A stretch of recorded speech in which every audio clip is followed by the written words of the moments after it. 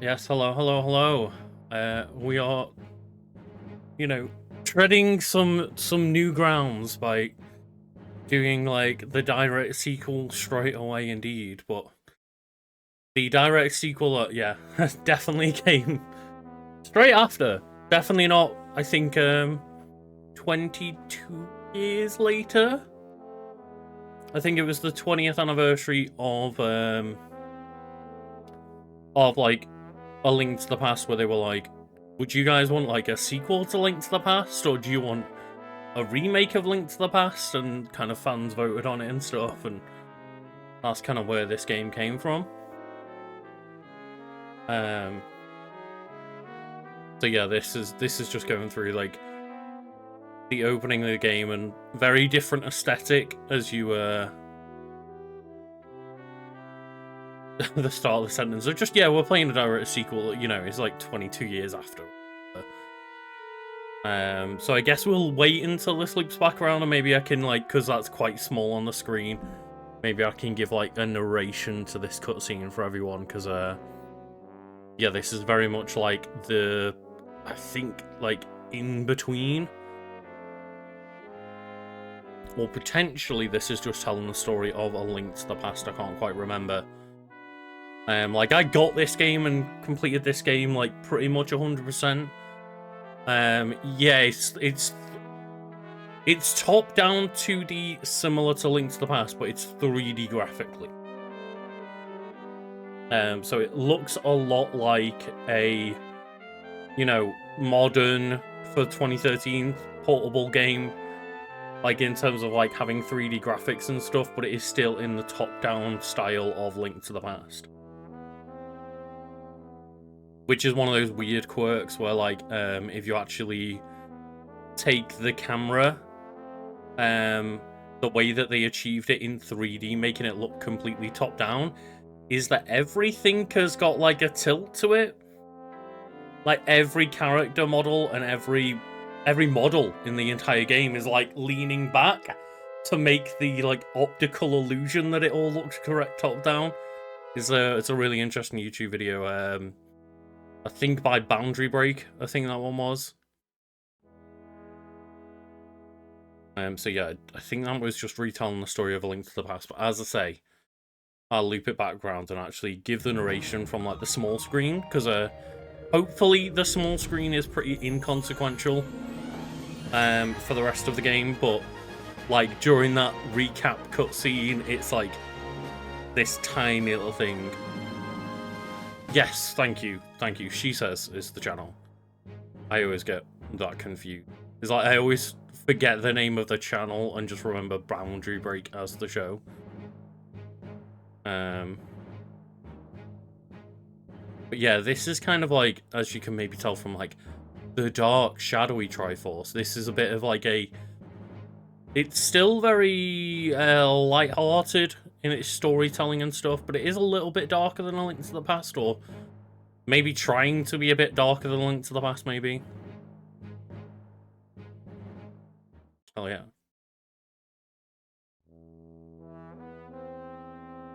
So there is a legend oft told in Hyrule Kingdom. It is the legend of the Triforce, once kept within Hyrule itself.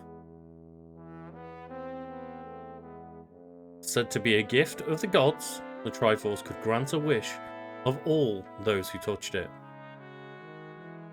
So, of course, many wanted to get their hands on it. Wars were fought for the Triforce.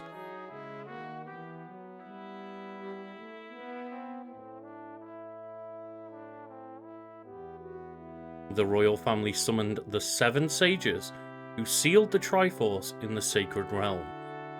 This does sound like it is just Link to the Past's recap. But a thief of notorious repute broke into the Sacred Realm and claimed the Triforce.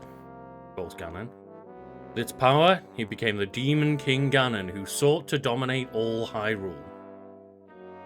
Just as Ganon had the kingdom in his evil clutches,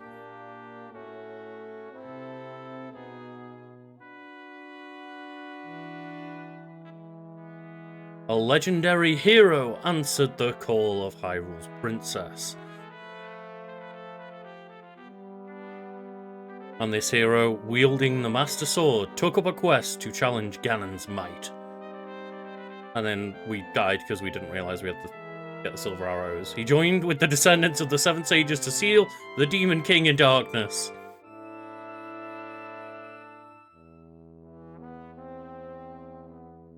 The Triforce was divided into three, its tempting power out of any one person's reach. One part stayed with the royal family, while another slipped into Ganon's possession. Legend says that the third part found its home in the heart of the hero eternal. And while legends come to us from the distant past, others have yet to be written. So yeah, that is the recap story of A Link to the Past, and like obviously with the Legend of Zelda, like, the point is kind of that every single game and story, it's all based off legend and myth, and like that's why there are some. We'll go to new file. I just tested that the game was working earlier. Yeah, basically like each one is just based off like the legend of the hero, and it's like, yeah, some bits and pieces, you know, alter between games. Like some games, Link just has the courage Triforce piece, whereas other games, like for example in Wind Waker, like you have to literally go and fetch out the 8 pieces of the shards and get the Triforce of Courage yourself. I think the first game is like you're going through each dungeon to claim pieces of the Triforce. So yeah, it's one of those of like, some games Link has the Triforce, some games Ganon has the Triforce piece. Other times they have to like earn it, pretty much as far as I can remember, like always. Zelda like just has the Triforce of Wisdom in her possession in some form or another. Obviously, bear in mind, like, this game looks better in terms of, like, this is on an emulator, so it is up-resed a little bit from the 3DS version. Basically just, like, make it a nicer resolution and get rid of some of the jaggy edges and stuff, but the actual game itself just looks very similar when you're on a very smaller screen. We are doing well, thank you. Well, we're doing okay. Link is maybe not doing okay. Just like, as always, start the game asleep, as Link wants to do. But yeah, just having a fucking nightmare of like, oh, Ganon.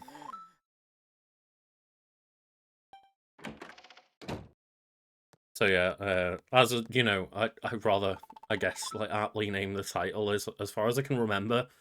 They're just like, yeah, Ganon's back. It's like somehow Ganon has returned, just like with the somehow the Emperor's returned.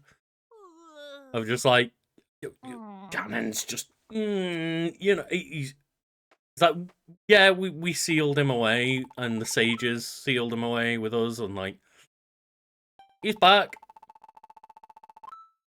It is rather cold at the moment where I am, and like, I think right now, today it's been like snowing and stuff. It's been like, you know, up and down through the day of like 0 to 5 degrees kind of thing.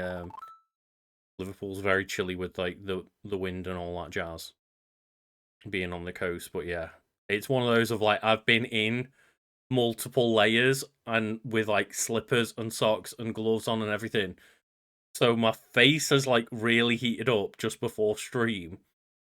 And then I took everything off like 10 minutes before stream, like not everything, just like took my gloves and my jacket and my slippers off before stream, and got really cold again, and my hands started seizing up. I've got bad circulation. So I put my gloves back on, but now I'm like really warm, and now my face is staying really warm and red. It's like, you can't win. So yeah, I'm just gonna be very blushed in this one. I just like tried to wash my face, but I think it's just made myself like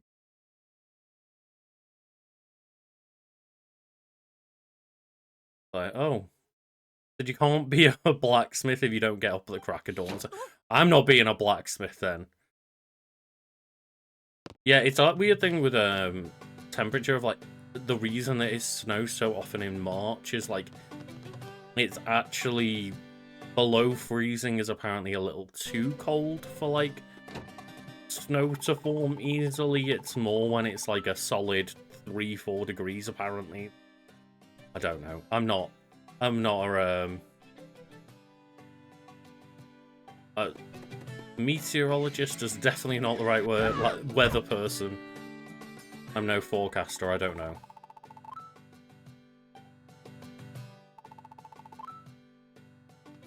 Last thing is like in Liverpool, because we're on the coast, it's like it's never actually snow. It's like the snow will fall, not stick, and then it's just like sleet and ice. Meteorologist is right, thank you. Okay.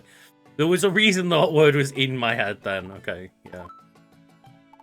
I love shit like this of like the context in games of like, oh hey, it turns out that if you go talk to that Weatherbane statue, you can save. I don't know what saving is, but I'm just a kid. Nobody tells me anything. And they do a similar thing in like Twilight Princess when they're telling you how to do the controls of like, well, I've been told that if you swing your Wii remote vertically, then like, oh, not vertically, I guess, but like if you swing it without holding any other buttons, then you do like a horizontal swing. But I don't know what any of that means. And it's like, thank you. Thank you, small children. Tutorial child.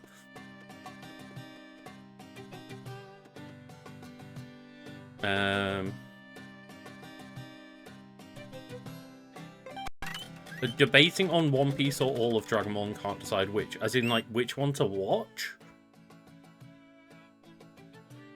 Because, like, in terms of watching, you know, Dragon Ball is a real easy watch that you don't have to really, like, you know, you don't have to worry about whether you're going to pay attention to half of it, and a lot of it is just going to be, like, easy peasy and just, yeah, very, very simple, nice, enjoyable, like, cool scenes to watch, but,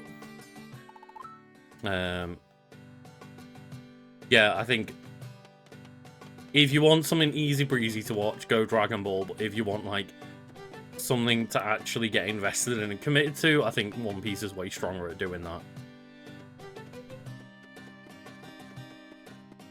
It's, like, they're both, like, I guess One Piece is, like, it is Shonen E, but it's not Shonen E at the same time, because, like, a lot of the work going into it is, like, a lot of it is, you know, backstory and character work and stuff.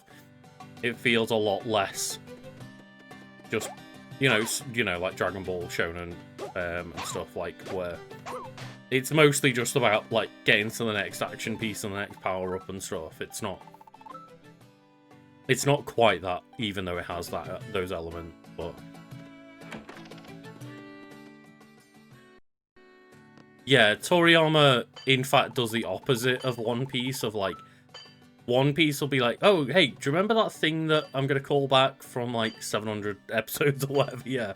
From, like, 15 years back that you've probably forgotten about by now? It's like, just Toriyama does the opposite of, like, shit, yeah, I forgot about this. Yeah, that is completely inconsistent with what I've written earlier. Like, how they asked him about, like, the Dragon Ball character launch disappearing when it came to Dragon Ball Z, and he was like, yeah, I forgot that she existed. And it's like, she was a pretty main part of the party at one point in Dragon Ball, and he's like, yep, yeah, the launch, just like, I forgot, sauce. And it's like, Oda's the complete opposite of, like, complete madman of, like, yeah, do you remember the start of the anime? And it's like, dude, it's been 20 years.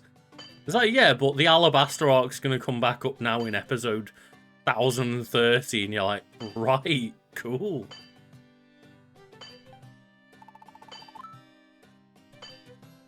Oh god.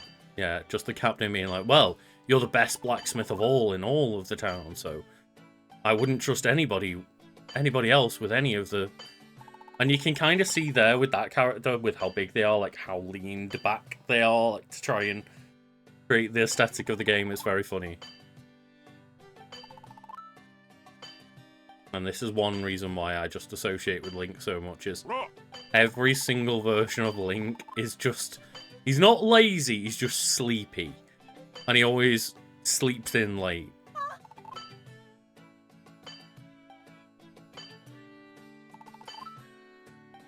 Oh no, the captain left without taking his sword. Link, would you mind taking the sword for us? I wonder how Link gets this sword.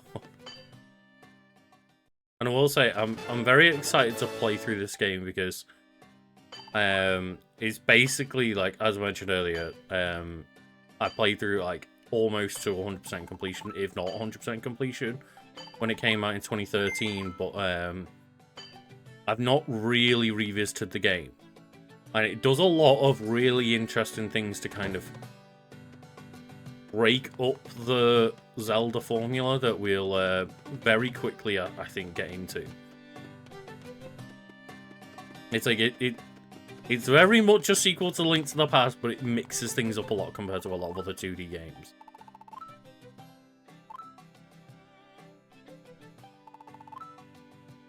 Oh, he's planning on going to the Sanctuary. We all remember the Sanctuary, right? Like, that was in A Link to the Past, where we finally rescue Zelda.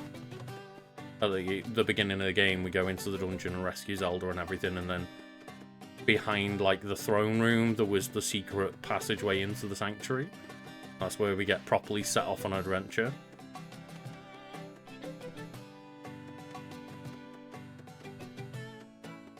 We don't worry. Pretty much always, yeah. Like, you're pretty much always a descendant of the Link from the previous game. Is like, hi.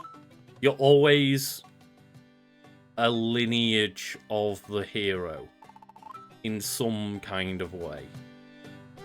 And it's not like you're not like a direct descendant, I don't think. I don't think that these are very close together in the timeline. But it is very much like, yeah, they're not all necessarily related. It's kind of like, yeah, sometimes it's like, oh, you've got like the bloodline of the hero, and sometimes it's like you've got the spirit of the hero. But yes, Alex, you're alright. It's like they're not normally directly a descendant or anything like that. The only real time it has anything to do with, like, the closest you ever get really is the game's continuing with the same protagonist, like Wind Waker Link going into Phantom Hourglass. It's not really, I don't think there's ever really been a time when you're like the Link that is, you know, no, I don't think there's ever been one where you're like a Link that is, you know, very clearly a son or grandson of the other hero or anything. It's like, they're all meant to be, you know, many generations apart from one another. And yeah, it's kind of one of those of like, sometimes it's insinuated that you are, or like stated that you are part of like the hero's bloodline. Other times it's just like, well, you've got the spirit of that hero.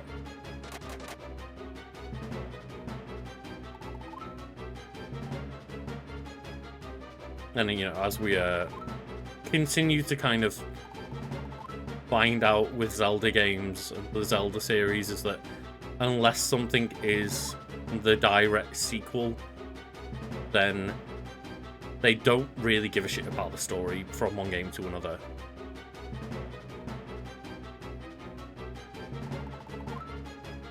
The kind of closest you get is Twilight Princess, where you meet like the hero Shade, where it's the Ocarina of Time hero, like, you know, deceased and passing on their abilities to you as the Twilight Princess hero. But yeah, There's never like, oh, it turns out that my granddad was a badass and killed Ganon.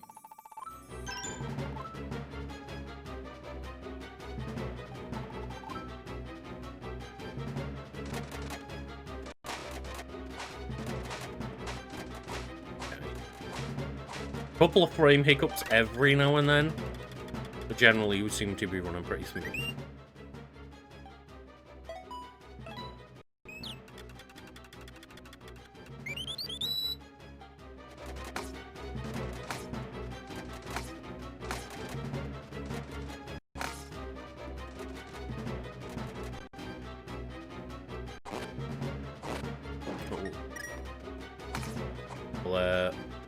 We'll see how we do with the little frame hiccups and stuff. If it gets particularly noticeable, I'll maybe just like quit the game and, you know, change the bump the resolution down or something a little bit.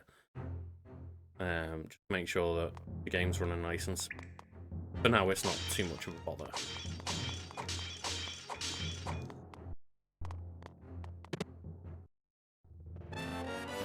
I say.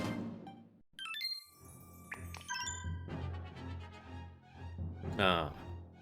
Right, okay.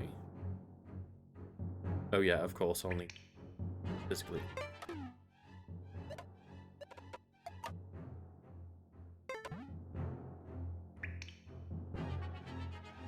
To make sure that I just keep this side, keep the emulator up, because you actually do have to utilize the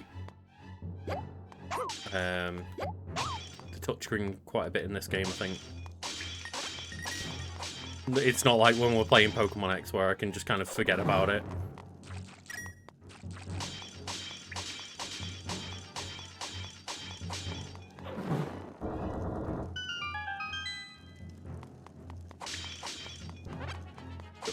Get every pot. Link knows. But you're on full health, it's like Link needs to get every pot. Path will open to the one who lights the way. Okay, already done that.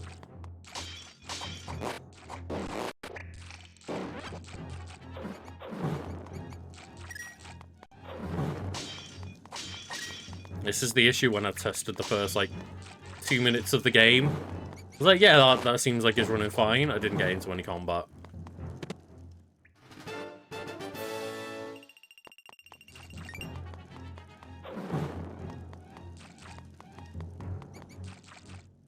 That's true.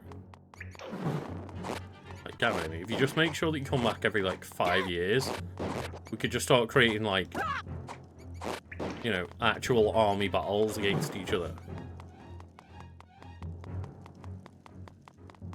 The sad thing is, like, if Ganondorf just came back one time and was like, oh hey, I'm actually back when everyone's still alive who ruled under me. Or who I ruled over, sorry, like, just, yeah. Maybe they would actually pay attention to him. And you would just have, like, an army of Gerudo as well.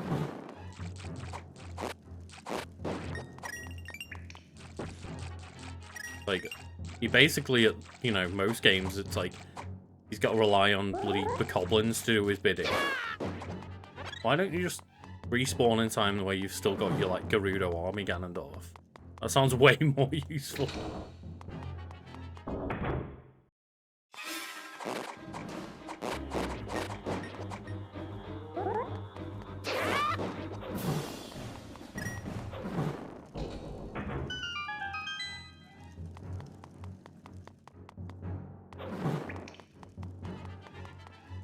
I mean, I definitely don't know how it works that way.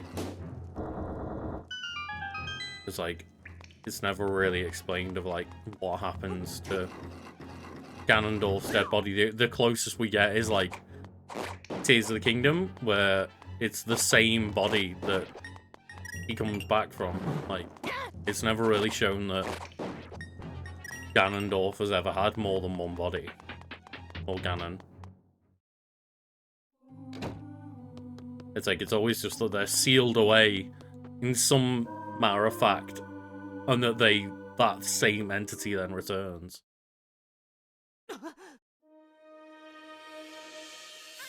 I mean, I genuinely think, yeah, Daddy Ganondorf from Tears of the Kingdom is probably quite easily my favorite version of Ganon. Or Ganondorf. Either way, you know, both.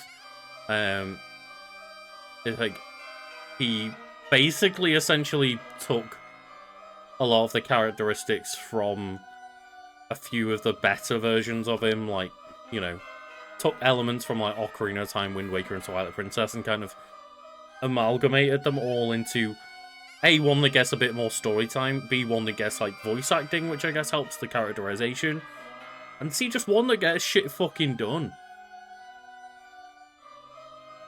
It's like, you know, Ocarina of Time, for example, yeah, he takes over, but he relies on Link to do everything for him, whereas, like, no, Ganondorf just, like, manipulates people, controls people, like, mind controls people. Then when he doesn't get shit done and, like, Zelda figures out what he's up to, he just, like, fucking shows up and kills people and steals the power and runs away. It's like, bro, I've got shit to do. He just does his shit. Like...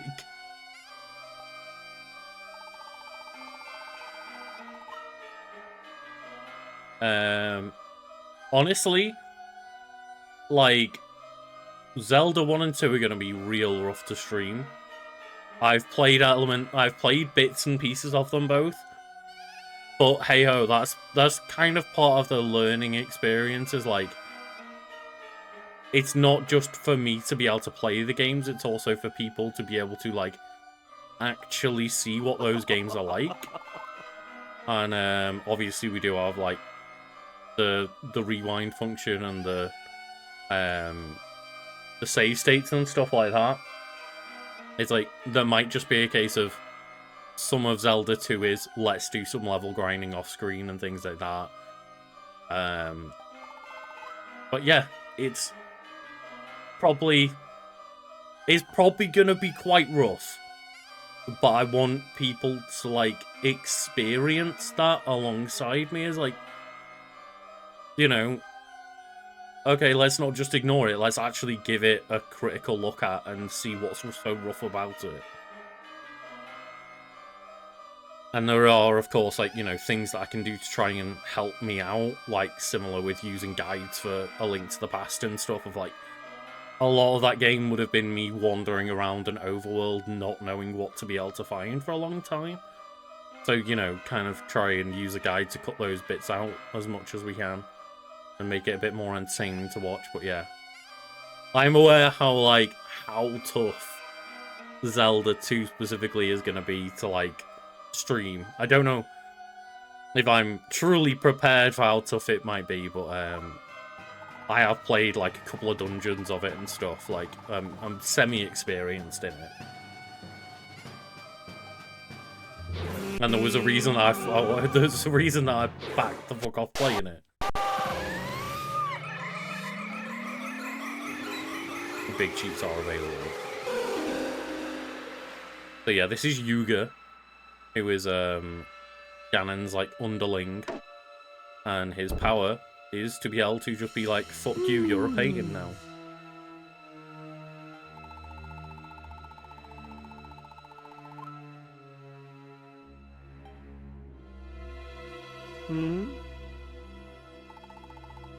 So not to be confused, like, the, you know, the crown piece and the orange hair and stuff, like, this is Yuga, not Ganondorf, not a weird looking clown Ganondorf or anything.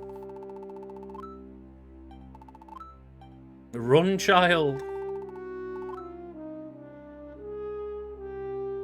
Not even the captain stood a chance against him.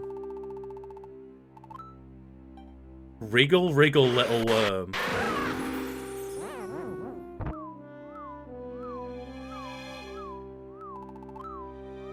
So, you didn't warn me about the fact that you could just, like, become the wall, did you? Thank you.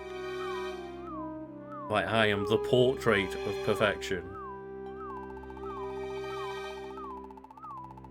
While all of you merely scribbles and squiggles, the very sight of you offends my eyes.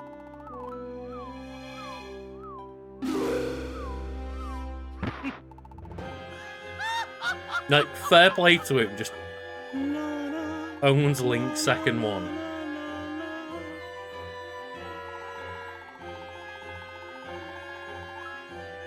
for all the spit and polish you made for poor cruel doodle on the wall. A waste of my magic. Off to acquire what little perfection I can find in this gaudy world of yours.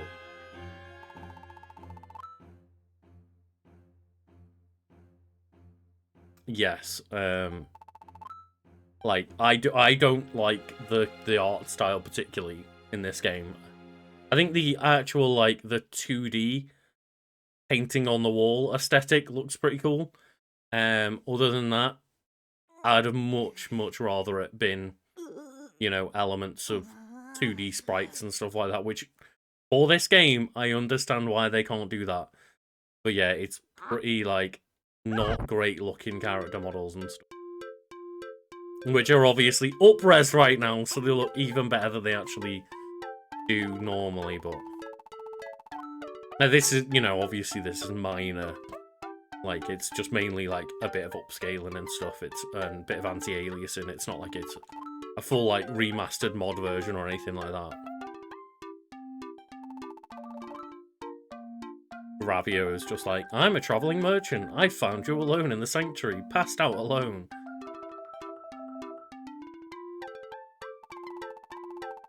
It's a very goofy aesthetic, yes. It's just one of those of, like, I don't necessarily think they did the best job of translating the Link to the Past sprite work to whatever this art style is.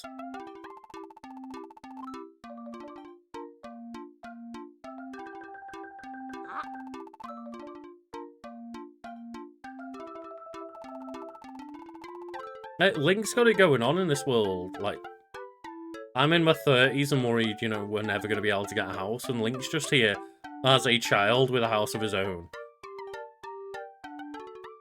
How did he afford a deposit on this shit? You know, Ravio is like, oh no. What do you mean some strange man turned someone into a pig? And it's like, you got done in. The fact that they used the term, you got done in, trying to stop him, it's like, oh mate, you got fucking done in, did you? That made you a hero. What? Getting done in by the villain? I don't think it does.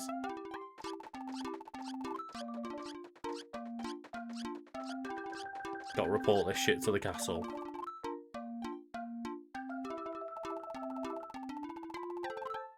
Hey, you mind if I just steal your house, by the way? Thanks, yeah. Cheers.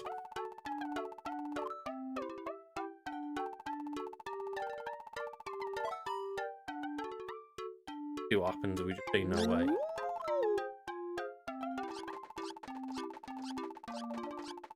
I mean, he did save our life. Well, no he didn't. He just dragged us back home, I guess. Yuga had already left us. Didn't even feel like we were worth killing.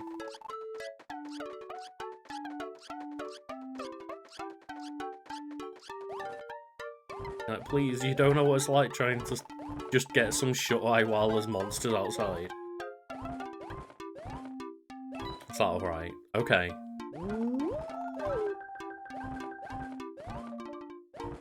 Yeah, I respect that they had a specific style that they went for, and it's not like there's many other games that really look like this. Like, obviously, very similar, like, simple character models and stuff, but, like, it really does have something that's a little bit different than a lot of other 3DS games and just, like, 2D, 3D games in general.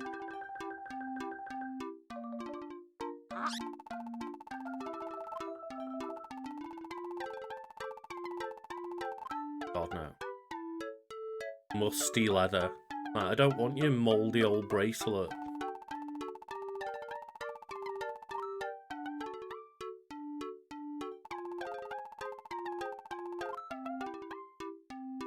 Do I really have to wear a mouldy bracelet just because you gifted it to me for staying in my house?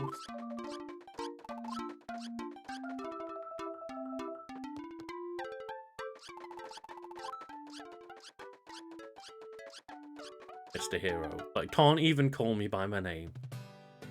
Can't even call us Link when he's stealing our house from us, essentially.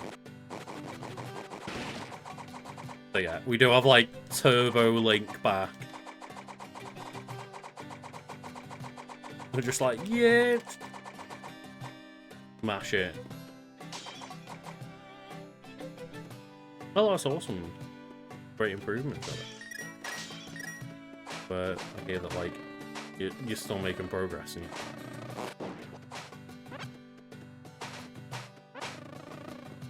oh, the bees.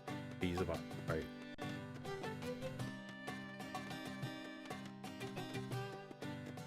Yeah, if we get like the next cutscene and it's still a little bit hitchy, I'm just gonna drop the resolution. I'll probably do it for next stream anyway, but I'd rather like not interrupt the stream if we can do.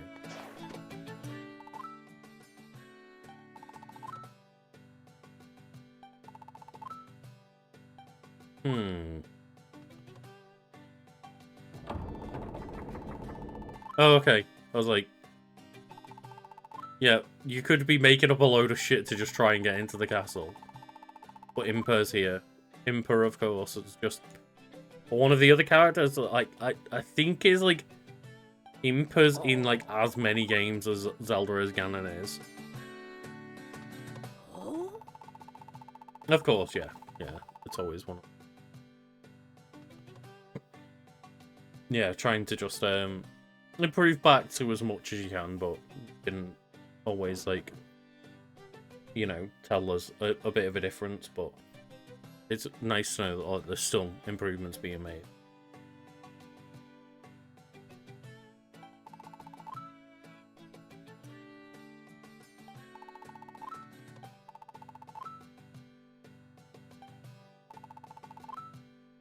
Like, you're taking this boy at his word? It's like, well, you know, it is a bit weird that the captain just hasn't come back to the castle. Oh dear.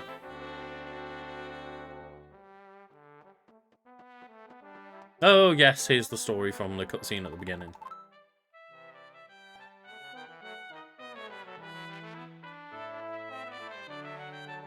So I wasn't sure if it tells you the story like in-game or not, but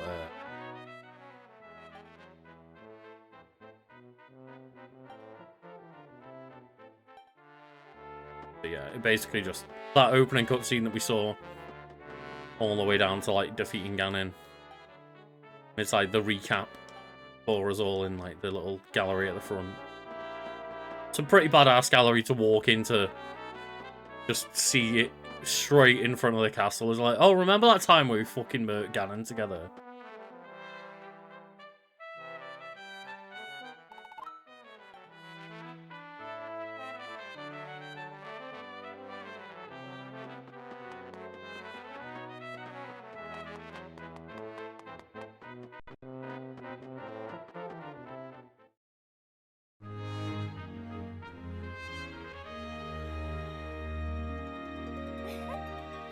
And here we go. This is like the main inspiration for the Super Smash Bros. Ultimate Zelda design. One of the coolest Zelda designs, I think. It's got elements of like the Skyward Sword Zelda in the Smash Bros. Ultimate one. But it is mainly based around like Between Worlds Zelda, where just like, yeah. It's a really nice, fresh take on Zelda that looks very nicely balanced between a new Zelda design and the classic design of Zelda as well.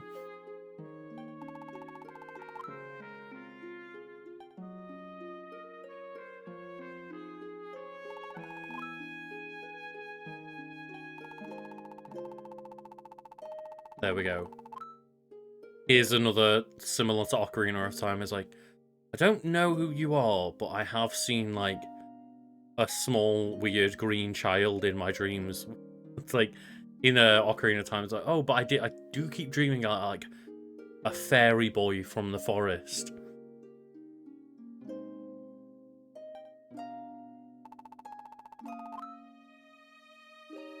The same Link? Yeah, I keep dreaming that there's like this giant evil demon pig coming at me. It's not nice.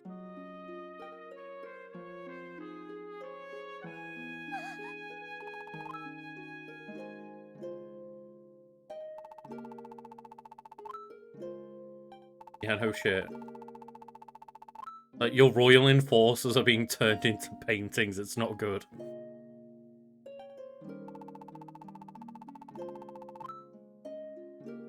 And Sahasrara is the one of... I think it's like the first sage that you meet in A Link to the Past that kind of sets you on the journey.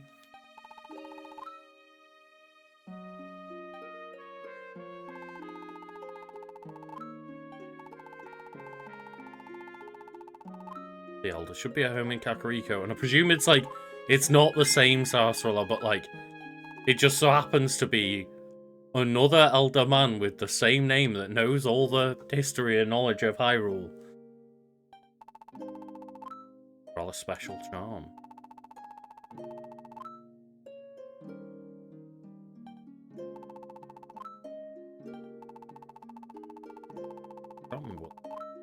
Been in my safekeeping since the day I was born. Take care of this charm. You will have need of it soon, Link.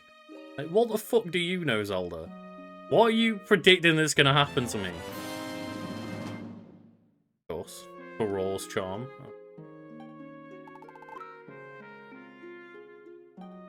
Very similar to Link to the Past then, where it's like, you have to get the first, like, one of the crystals.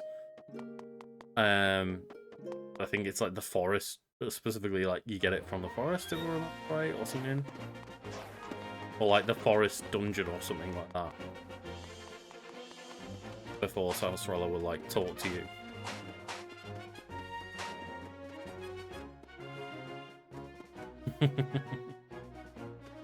Yeah, like, would anyone be surprised to know that, like, this may have been a remake to begin with? It's like, well, you know, obviously, I mentioned at the start of the stream is like when they put like a fan poll of would you rather have a remake or a sequel, and they pivoted into this, but it's kind of implied that, yeah, originally the idea was like, let's make a remake, and then they just had ideas to change it up and was like, well, we could make a sequel. What do fans prefer the idea of?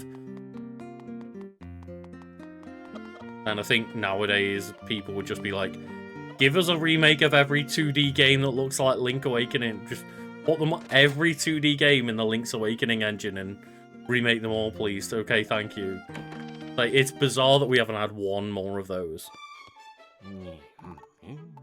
Because, like, when Link's Awakening came out, I think, that was, like, 2019, I want to say, and people were like, oh, cool. So they're going to remake a few of these older 2D games in that engine, and they're all going to look really cutesy and cheruby and all that, and, like, toyetic. And we got that one game. And it was like, wait, what? Like, people thought it was pretty much a shoo-in for, like, the Oracle of Ages and Seasons games, because they were the other Game Boy games to at least get that remake treatment, but...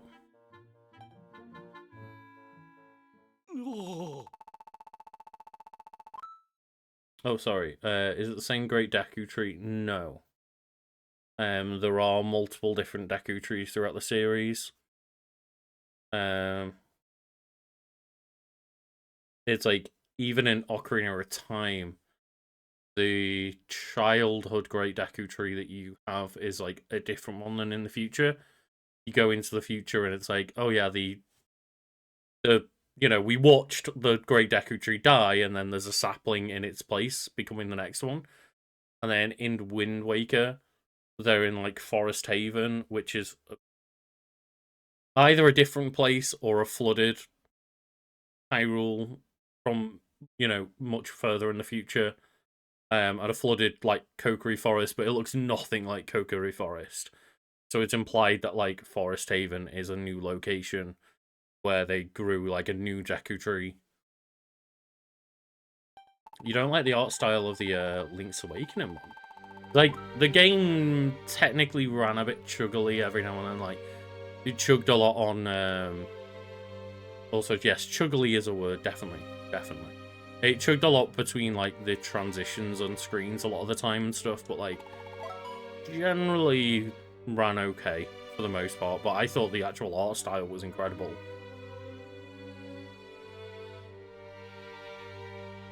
Of course, yeah. We did a recap at the beginning of this playthrough of all the story of the Seven Sages and everything, yes. And we've literally just finished playing that game. This Yuga you speak of, he must be after the Seven Sages of our day. Surely intends to free Ganon.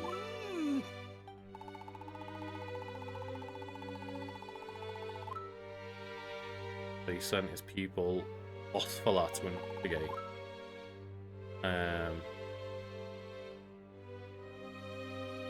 The descent of the Seven Sages. Like, is this the same Sarsaparilla?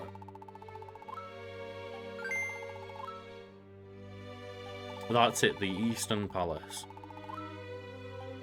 I believe that's the first crystal we go to go get before Sarsaparilla, like, trusts us with setting us on the quest in A Link to the Past.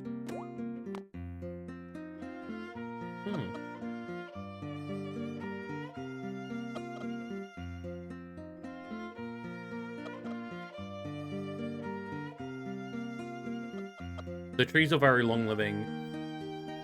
It's like, it's not necessarily that they inherit the knowledge and memories of the old trees, but there is definitely, like, some level of inherent wisdom within them. They are very much like these magical trees that know a lot. There's like, even the sapling that you talk to in Ocarina of Time. It's kind of already like a clever sapling. I forgot. So, how do I...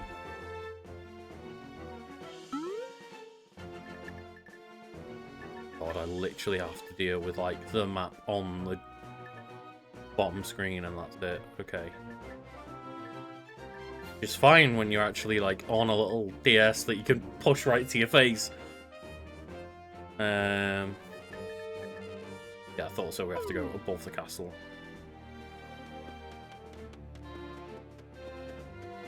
Yeah, I get that the like, you know, art style's very subjective. Like, I don't expect anyone to like every art style. It's like, you know, that's what I love and respect about the Zelda series in general, is its willingness to look different and dramatically change its look so often. Like, I don't particularly like the look of this game. I know Wind Waker received massive backlash when it first came out for its art style. Like, it went from, like, you know, Ocarina of Time and Majora's Mask, like, N64 kind of fantasy realism with a, you know, kind of a bit of like a darker tone, to then Wind Waker, to then take another drastic shift, like with Twilight Princess, with all the very, very dark edgelord aesthetic, which, you know, was a response to people not liking Wind Waker. And then you had Skyward Sword, which went for like this kind of pastel watercolor kind of aesthetic, and Breath of the Wild kind of took that further and improved on it a lot. I don't think Skyward Sword and Breath of the Wild look similar, but there's clearly a bit more of an evolution there than there is, like, Wind Waker to Twilight Princess. So yeah, it's just, it's fascinating to have a series that is so willing to just drastically change itself, either aesthetically or mechanically.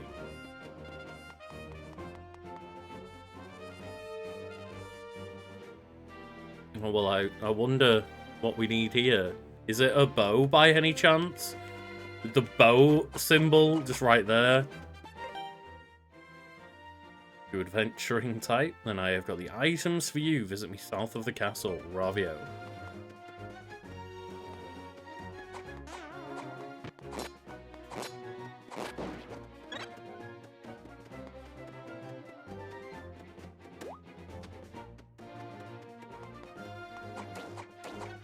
I can't remember whether we need to go to Ravio first, or that comes a little bit. We'll see. We'll get to the Eastern Palace now. See.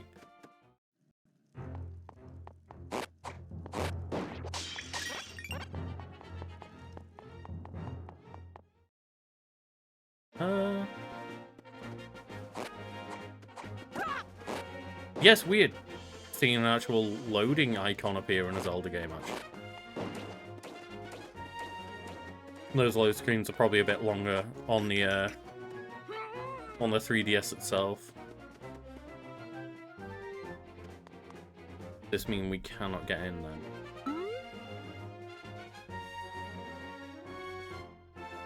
Then we can. Okay.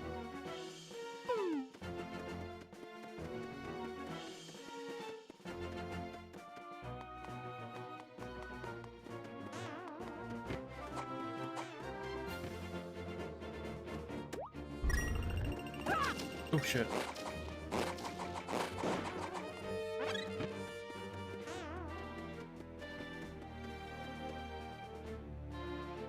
On then.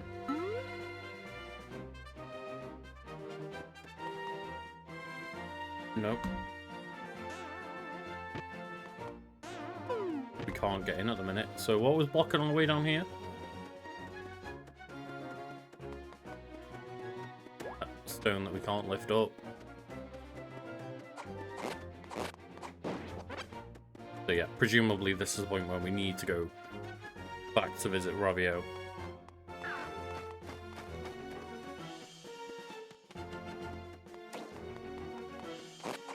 A lot quicker to go around this way.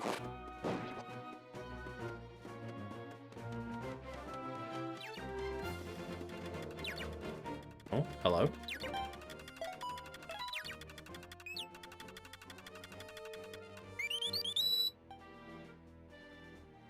Oh, okay. It's the classic Nintendo thing of like, hey, you've been playing for a little while. You've been on a game for nearly an hour. I think you need to take a break. Like, Nintendo, stop. Don't tell me to stop playing your game. I get, like, a prompt coming up, like, you've been at it for... Mate, you've, like, not eaten or drank for 12 hours. You've just been playing this game. Like, go take a rest. But when it's, like, less than an hour that we're into the game, and the game's chirping at us, like, have you thought about turning this off? This is... Go take a break. Run away from this game.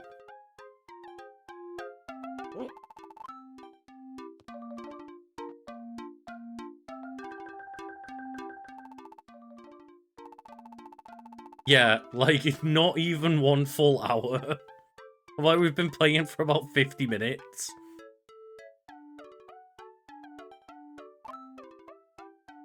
Gonna open a store near the palace, but when I saw all the monsters, I hightailed it out of there. Yeah, I don't want to set up a shop where there's just monsters lurking around. Yes, I did. It was a symbol with a bow. Well, specifically a bow and arrow.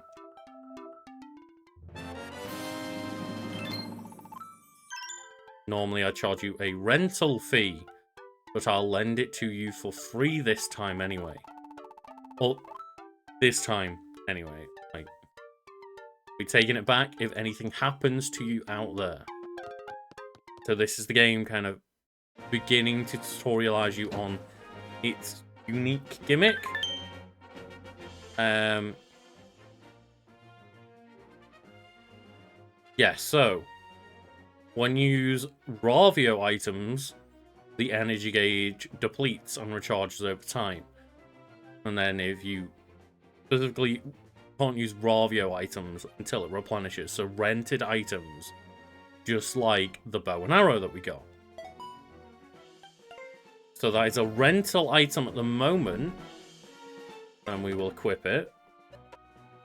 And a rental item, you both cannot improve in any way, because they're all like not modifications, like upgrades that you can unlock in the game for the items, and there are repercussions for dying, because every rented item on your inventory, if you die, you lose. But you can beat the entire game with just rented items, and it makes for a very different kind of dungeon design, because most of the dungeons can kind of like be figured out in a lot of different orders, because technically you can just like eventually when we unlock the proper shop, you can walk into the shop and just, like, if you've got enough money, rent all of the items all at once, and then you just set up for the game. I think there's a couple of items that you unlock and stuff, and there are some items where, like, for example, the bow in this is probably necessary because you need the bow to unlock the dungeon. But yeah, the issue is, look how much that depletes our gauge. Is like, it recharges fast, but you've got very limited item use if you're just using rental item. And again, you can't get any upgrades on them. So, like, the best thing to do, most sensible thing to do, I suppose, is to eventually buy the items, upgrade them. But technically, you can just go rent them all and not die and beat the game.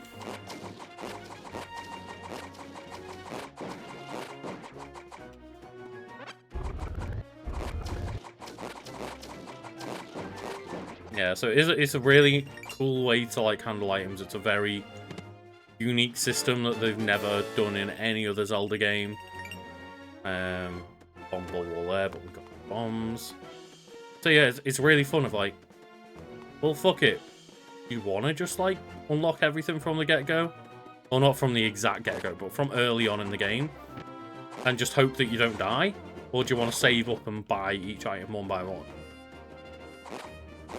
If you're a ballsy fucker, you can be like, hey, I'm just going to rent all the items and that's it. And just, I'm never going to die.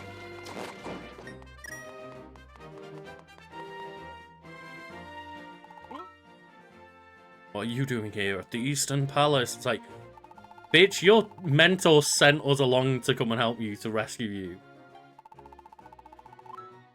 Yeah, sorry. Yeah, Red Hot. It is the weird purple bunny dude, also known as Ravio. Or Ravio, Ravioli, who knows? I always say Ravio.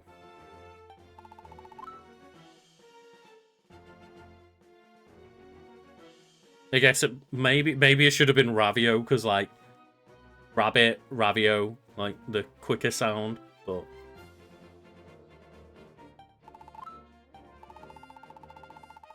Ah, this Yuga, that bitch is no problem. It's like, it'll be fine.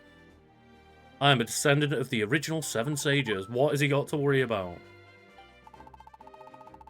I've even got my sand rod. Note as well, the sand rod, a rental item from Ravio right there. It's got the little rabbit on it.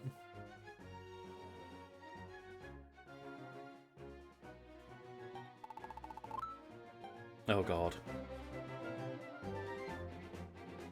How are your save files gone on Final Fantasy VI? Is like that is that another game where it's like reliant on batteries for saving or something?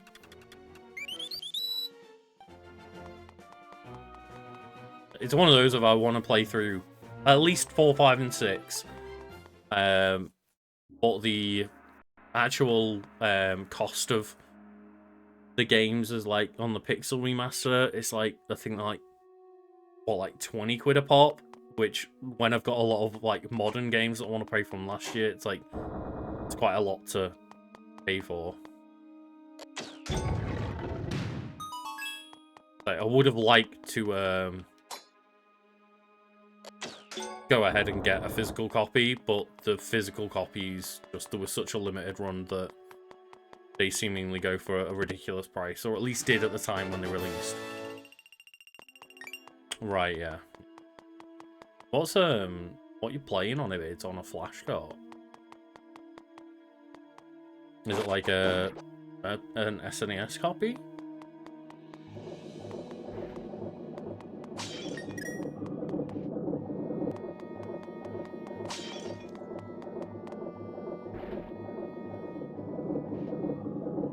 And presumably as well, if you know Link to the Past like the back of your hand, you know the way that these all come through and stuff like that. Oh, GBA cards, right. Didn't realise there was a port of 6 on the GBA. ones I remember were the DS remakes. But they were, that was like Final Fantasy 3 and 4, right?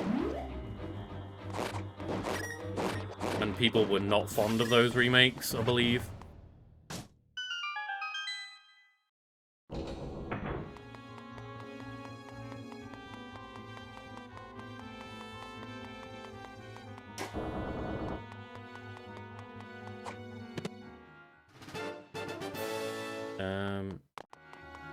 Path underneath, yes, there is.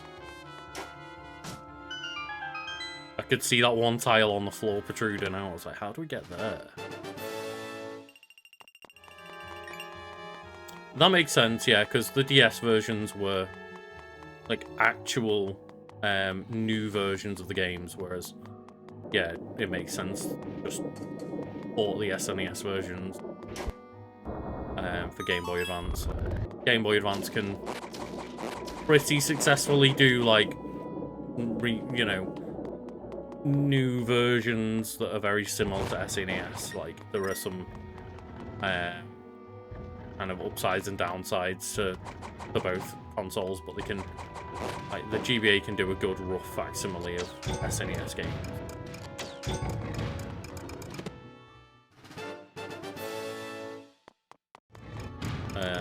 The analog pocket there, like the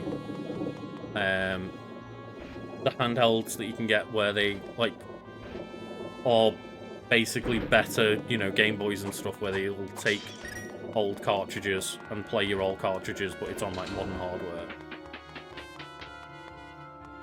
Yes, yeah, a lot of the GBA versions did do like, oh, you know, I remember the like Super Mario Bros. 3 version on GBA added like extra levels and things like that that were never played before, and they normally had like some little bits of new content, but yeah, it's one of those of like, they could mostly do SNES games, but technically, like, you know, the games might have performed like a little bit worse, or the sprites might have not been quite as clean and things like that.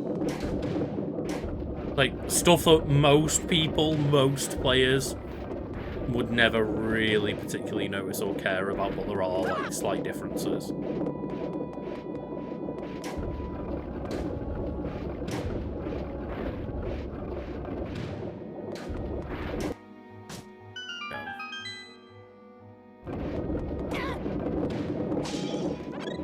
Oh look, the game's actually like giving us hearts in this version. It's not quite a Link to the Past where like we are hoping for like maybe one of these rooms might give us one pot with a heart in it. A lot more generous.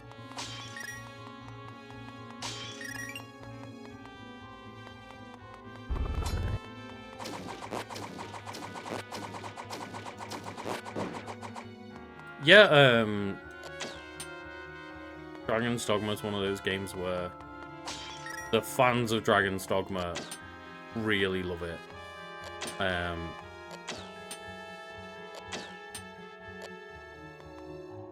Like, I am just gonna be one of those people that I'm just gonna wait for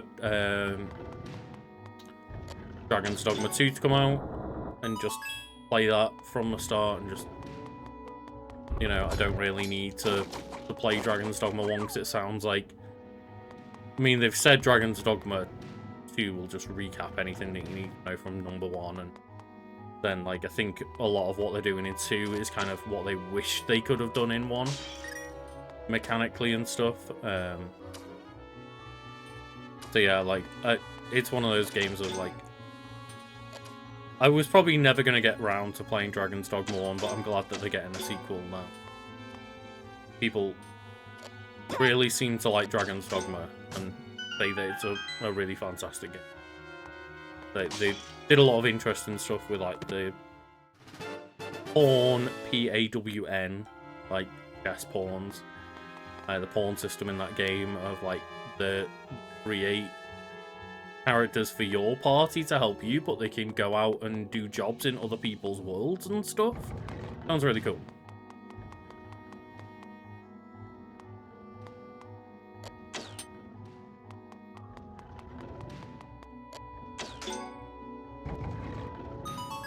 yeah, exactly. That's one of those games where it's like, well, you might as well just pick it the first one up on the cheap and see how you feel about it. And then if that's your jam, then you've got a sequel to look forward to coming up. Again, I'm just like in that situation right now. I don't want to buy anything new because, you know, I've got such a backlog. And then I say that, but I'm playing through Final Fantasy VII Remake again and Intermission again because, well, I'm going to be buying Final Fantasy VII Rebirth at the end of February, probably. And it's like, yeah, you know, Baldur's Gate had its chance, but it hasn't had a crossplay, so fuck it. I'm committing to just getting Final Fantasy. Oh, that's cool. Yeah, I didn't know that about the climbing on enemies.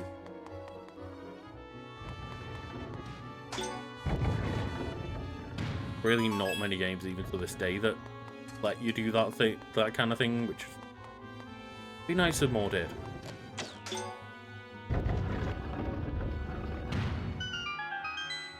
It's one of those situations where, for example, like the pawn stuff that they did in that game where obviously you can send like your minions off to go and do quests in other people's games and stuff for you. It's like, yeah, surely that's going to be a thing that they add into loads of games. Similar with the Nemesis system from the Lord of the Rings games, which like they can't because of patents. It's very frustrating of like, oh well, you would think that's just been added to a bunch of games over time. But, like, not even Warner Bros. Have added it to their games, and it's really frustrating.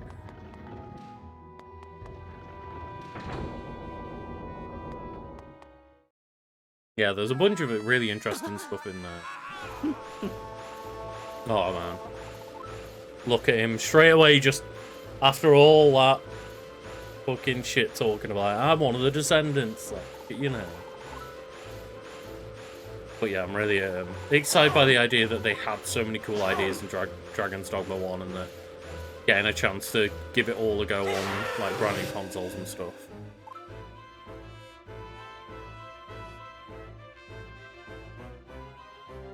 He's like sucking him into a 2D form. It's like he sucked him so hard, he not only like dehydrated him, he just turned him into pain.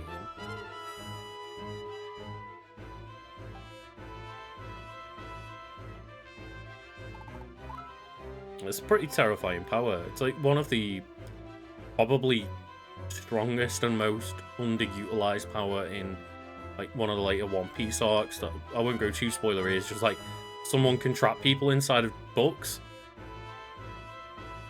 and they can literally just like trap them in a book and put them on a shelf forever. And it's like, that's actually so powerful, and they've managed obviously to like fuck it up. But it's like, yeah, just the idea that like, oh yeah, I just have a library of people I just trapped in books and put away forever. It's like, that's a real strong fucking power.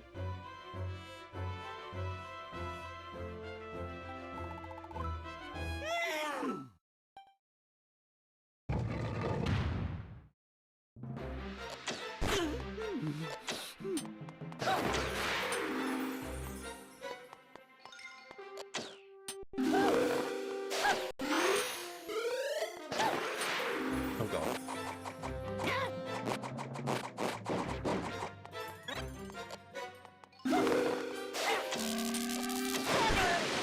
Oh, we both got each other.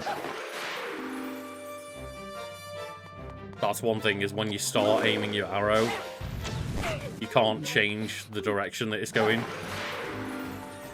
So if I commit to like the diagonal, you commit it until you go. There we go.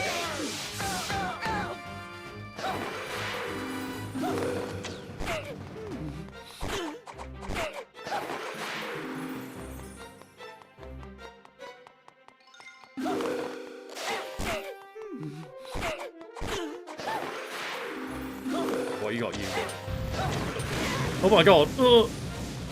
Lots of fire.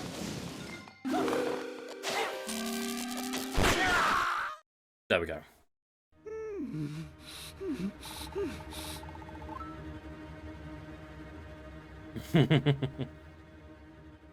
Yeah, just the idea of like being able to turn anyone into like an inanimate object of some kind where they lose all their power.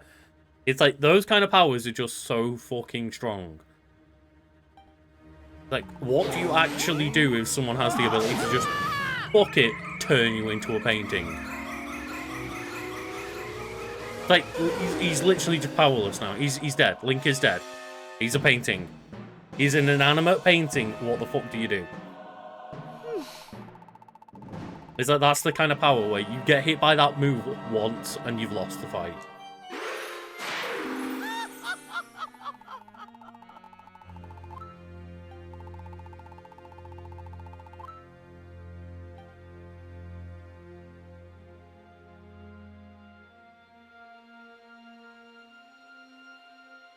It's like, yeah, having a bow and arrow and a sword's pretty cool, but I can just fuck you and kill you in one hit.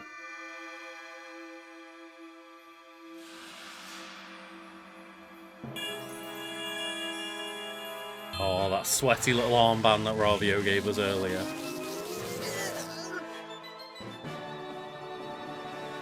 But maybe he knows a little bit more than he's letting on. That, oh, a guy that could turn people into paintings? I'm going to give you this bracelet. Like, no, you need to wear it. Put it on now. I know it smells horrible and it's old and nasty, but, like, trust me. Put this bracelet on, please.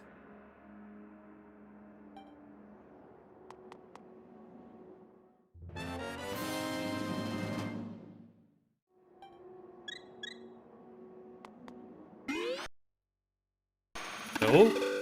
Well, that was a bit of a laggy emulator moment. But yeah, we now have the ability to... It does use up our power, or well, the same power that like our item gauge is also our 2D power gauge. But yes, this is kind of the, you know, the gimmick of the game, if you will. It's like, there is the item rental system, but that's more like a mechanic than like the main gimmick. This is like what basically all of the game is based around.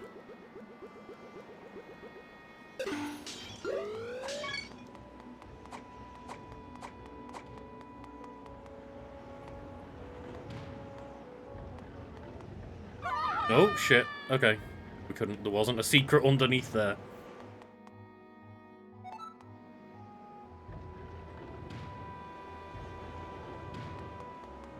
I'd love it if the game had the balls. Like, that's how Link died. The second one. That's the end of the story of our hero.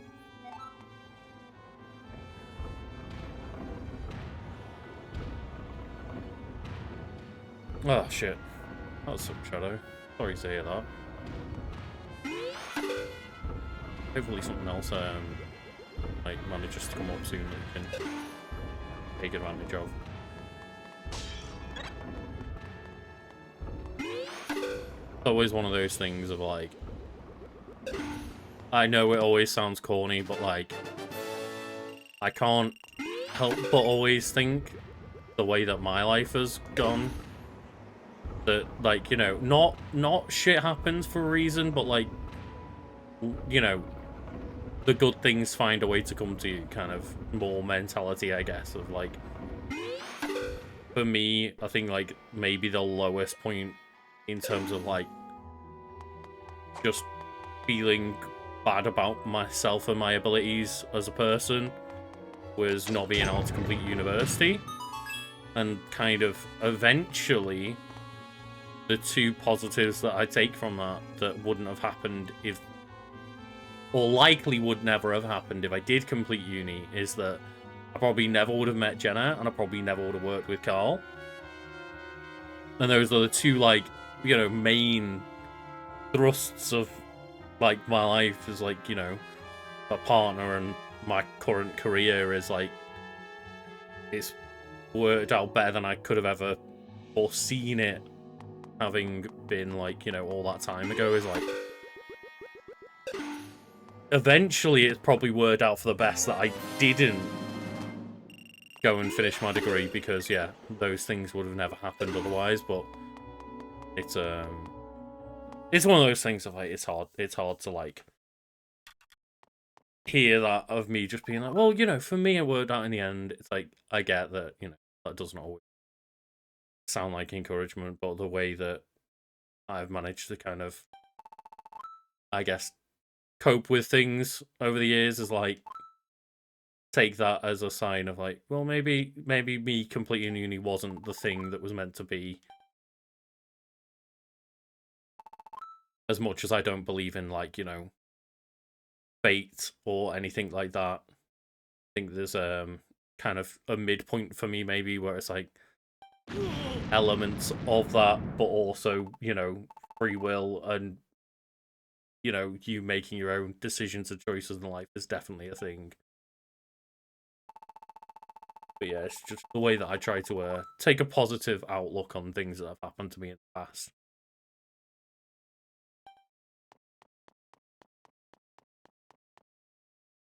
Mm-hmm.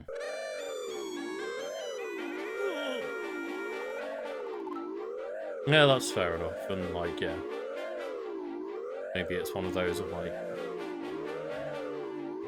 you know, that not being an opportunity to answer you, like, maybe hopefully you'll find something else that will be like a better primary motivation, just thing going forward.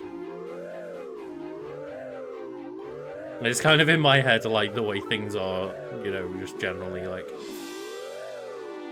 you know, as I say, like, when I, you know, had to drop out of uni and stuff, like, I thought the worst of it. And as I say, it's my way of kind of saying to myself that things have a way of working out.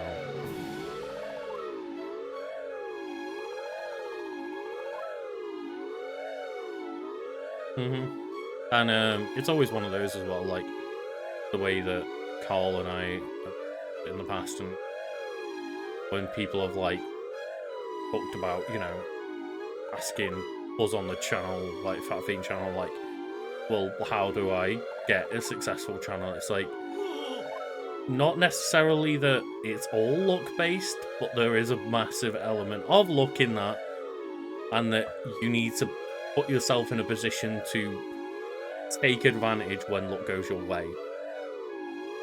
Is, I guess, the best way to see it, is, like, set yourself up for success when the opportunity arises, but don't necessarily get knocked back by the fact that not everything you do in life is going to be successful, and you kind of just have to accept that. It's like, set yourself up for knowing that there's going to be a lot of ups and downs and failures, but also, yeah, be ready to strike when opportunity is there.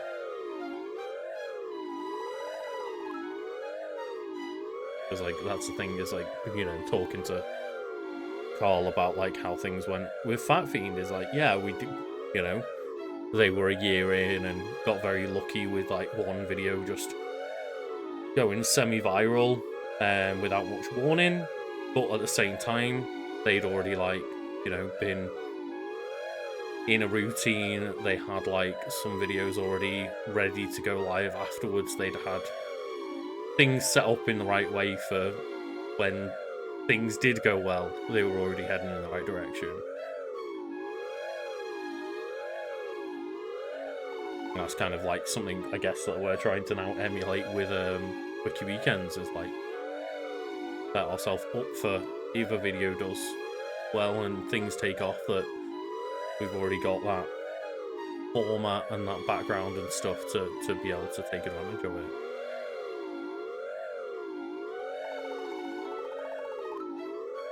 Yeah, 100%. It's like, you know,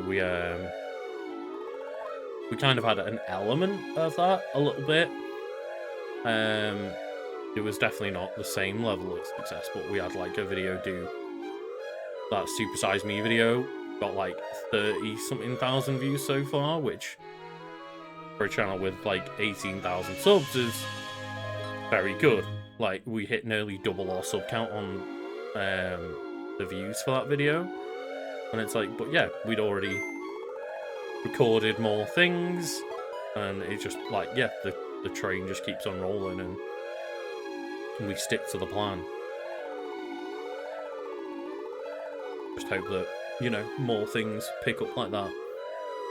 And it's one of those things as well of like trying not to succumb to seeing that happen with a video like that, of like, oh well, that video did very well compared to like some more other videos that might do like, you know, a fifth of that amount of views, or maybe even a little bit less. And temptation to lean into kind of the, I guess, the controversy of that video, because a lot of people commented on that video of like, no, you don't know what you're talking about, with like Carl talking about like how vegan diets can be like healthy and shit, and there was a lot of comments on that video of people being mad at us saying like red meat isn't necessarily healthy and like can be enjoyed in smaller portions, but generally dietitians say like don't eat a shit ton of it. And like just generally the fact that Super Size Me was a controversial like documentary to begin with in the first place. It's like there's a lot of people clicking on it to comment, and there's a lot of like things that we said in the video that caused a lot of controversy in the comments and stuff, and people to shout at us, and it's like there is a lot of that temptation to be like, yeah, well, we could just say like more controversial shit in videos and get more people freaking out in comments for more engagement.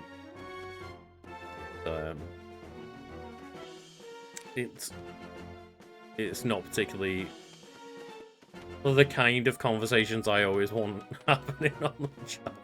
It's like, I'd rather, you know, do what we're trying to do over here, of like create like a actual like nice community where the comments isn't full of shit, and you know, we're not constantly having to like fucking deal with banning people in comment sections and stuff like that.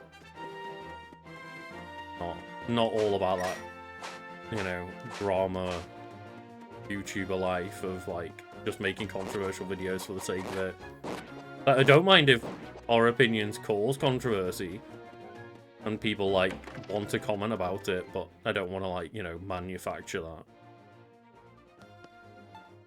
But it is very tempting because you see what just the differences between like a normal wholesome video where like we don't say anything controversial and we just, you know, go about our day and like enjoy something and have a fun video, and like there's a lot less interaction necessarily, but yeah, you see what happens with the immediate moment you just, like say something controversial, quote unquote.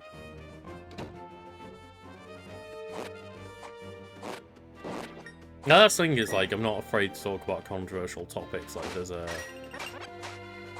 there might be something to do with Last of Us coinciding with the fact that there's a remaster coming out that one of us may have done, but like, you know, I'm not afraid to talk about stuff like that, but that's because I would be willing to talk about that subject anyway.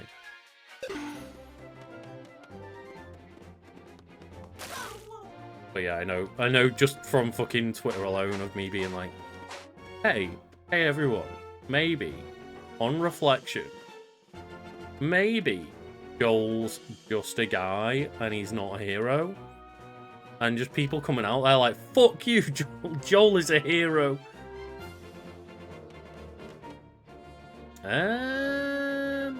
No. Not even in The Last of Us, actually. I think The Last of Us 1 to Last of Us remasters was like 2 years.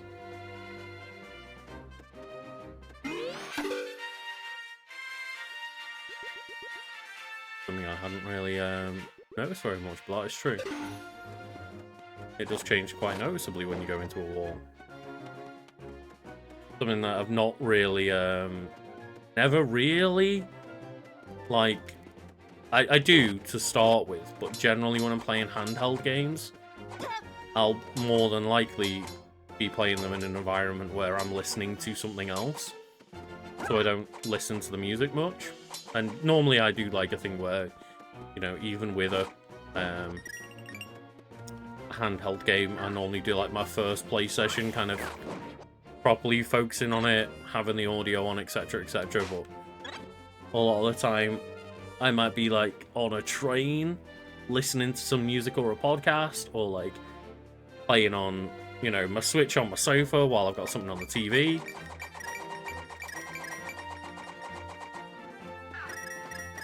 So yeah, it's one of those weird things where a lot of people talk about soundtracks for handheld games, and I'm like, yep, I noticed that slightly.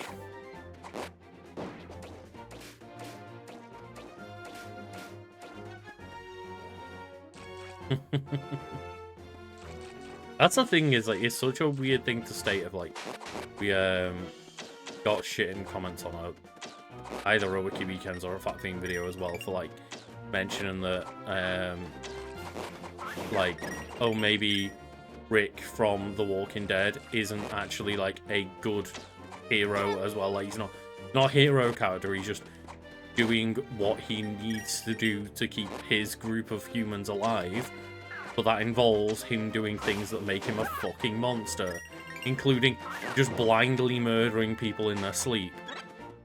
And people are like, no man, like, Rick is a hero because he's doing what he needs to do to keep everyone alive. It's like, that doesn't make him a hero, that makes him like a survivor in a horrible world. And the point is that all humans are all horrible. Some more than others. Like, in that world, everyone is like a morally grey character, but people don't like to acknowledge that morally grey is a thing. And it's so weird. Like, no, but protagonist must be good person.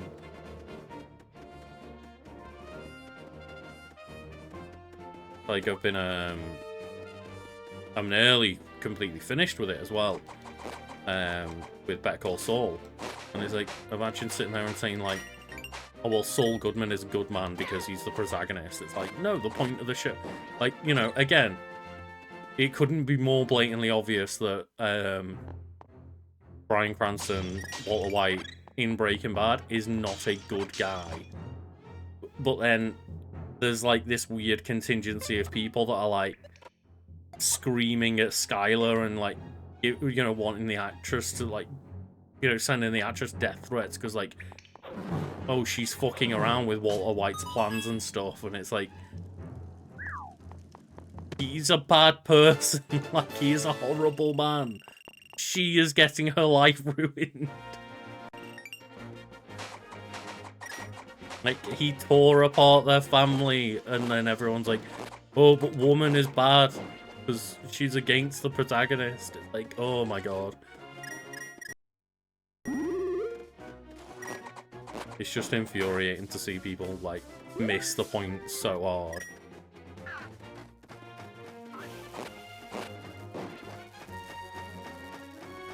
Like, but, you know, like, Walter White said a cool line. He is the one who knocks. It's like, yep. Yeah, okay, I get it, okay. He's Heisenberg, cool. It's like, yep, he's a cool, interesting character, but, like, Jesus Christ. Some people.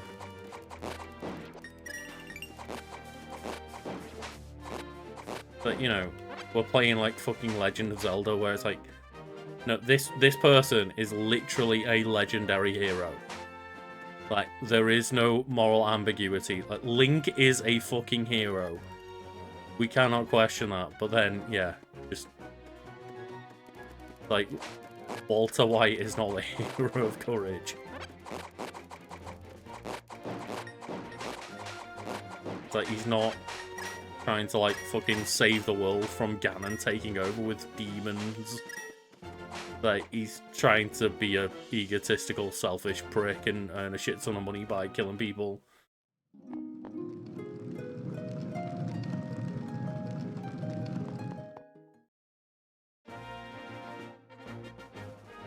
Yeah.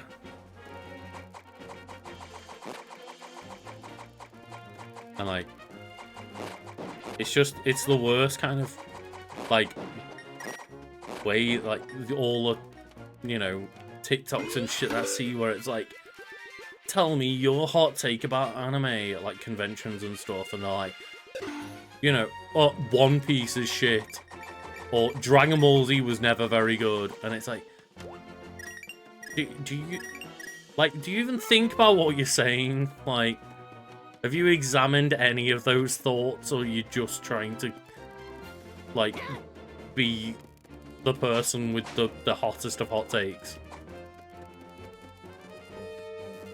I also do not know how the fuck we're meant to get to wherever this, like, island here is.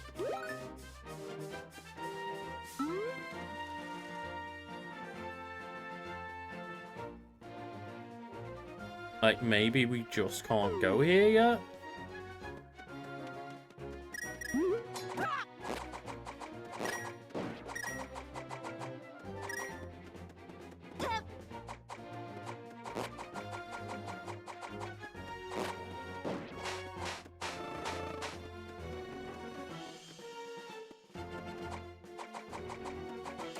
Like, the thing is, the funniest part of it is, like, a lot of the time, the person that's, like, being, like, the, you know, the douchey side of that coin, it's not even, like, their own original opinion. It's just either some, like, repeat, you know, parroting back something that I've heard from, like, you know, a YouTube video or something, or it's just trying to be as contrarian as possible for the sake of being contrarian. Like, it's not even an interesting discussion most of the time, or an interesting take.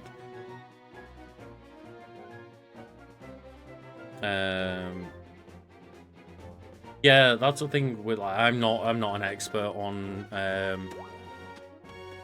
breaking down whether things are legit copies or not, but there's a lot of people that, you know, make a habit out of that shit, where there's plenty of things that you can look at on YouTube, or that you can look at just by Googling and stuff, of, like, how to know the difference between a legit GBA game or a legit N64 copy or whatever you have. Just any of those cartridge games especially is, like, just, oh yeah, the notches are the right thing on here, or, like, some of them with the Nintendo ones, it's like, oh, I can tell this is, like, a fake N64 cart, because, like, it's like the eyes on the Nintendo logo are, like, not rounded properly, or they're not squared off or something. And there's little tiny minute things where, like, the bootleggers don't normally catch that shit. So if you are worried about, like, finding legit copies, then I'd suggest just, like, trying to look up a video. Because, yeah, there's, like, the most minute little things that can give it away. Yes, there is also just that. There is also just the likelihood of, like, well, I just took someone else's post and copied all the pictures of a legit copy. That's true. Again, in that kind of scenario, it's more about, you know, paying attention to, like, reviews of their profile and what their ratings and stuff are like. If, like, it's, like, a fresh account with 0 reviews, obviously, you know, you don't want to...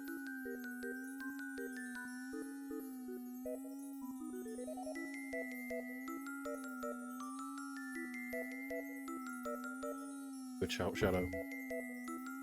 Reverse image search on Google.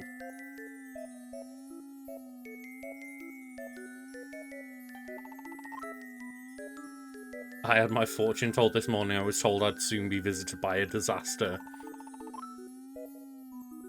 But if I want to change my future, I should take care of green. Like, what do you mean green? Like, take care of what? I should take care of the grass? I'm not mowing every lawn in Hyrule. Forget that, I'm a witch on the rise. I respect it. She knows her worth. And then we came along, and it all made sense. I've got to take care of you, Greenie. Let's say this. You got the bell, you can call Irene anytime.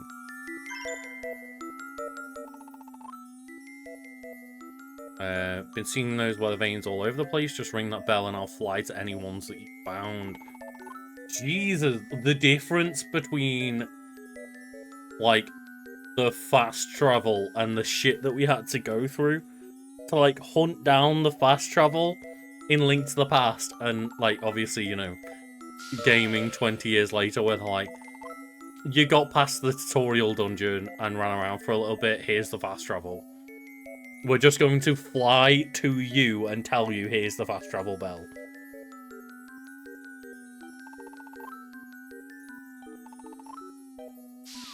Sorry, I do have just a very itchy back at the moment, so I'm just trying to...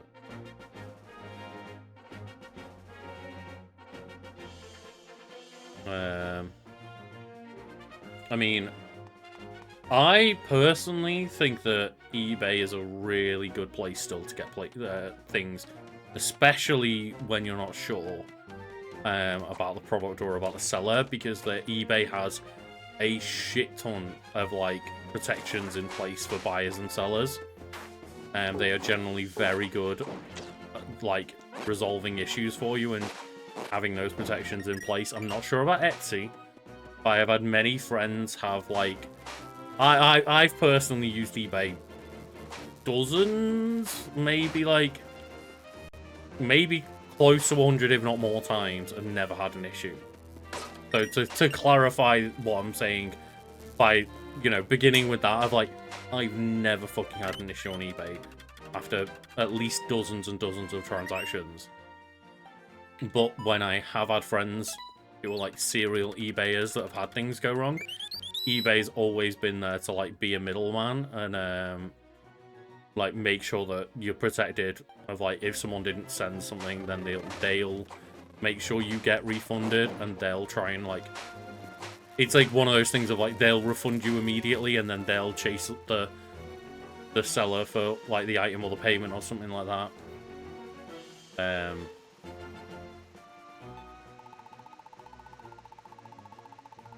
Yeah, I can't imagine. I don't know how rare the GBA copies are, but I can't imagine Final Fantasy VI on GBA is going to go for, like, 15 quid. Like, that does seem really cheap.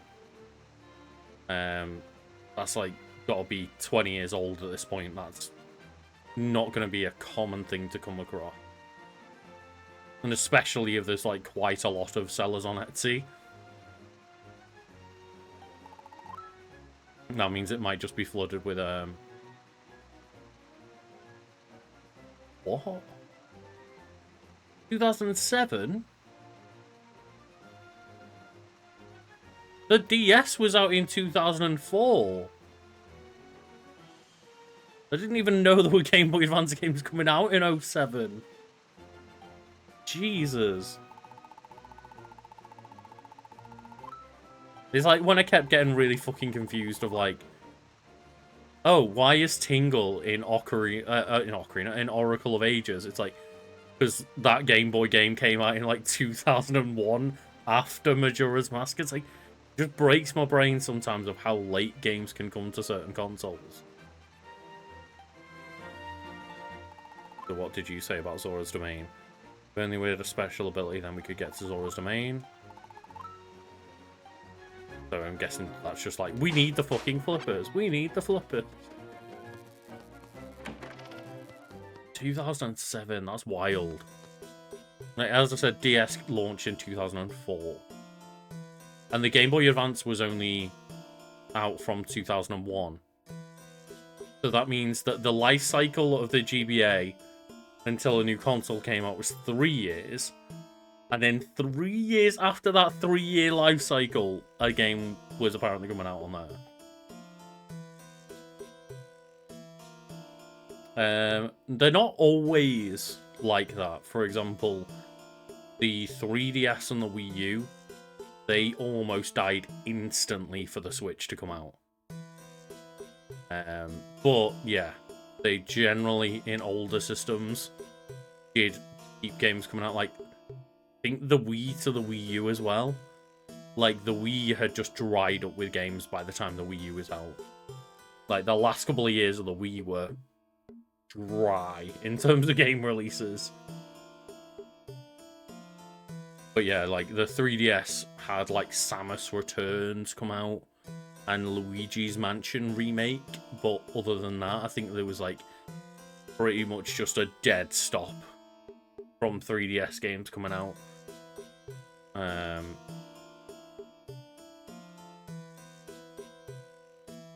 There's been a lot of emulators on Xbox Series X and S, but they recently cracked down on a lot of it, and the only way that you're available to get access to them now is through buying the developer mode version on your console.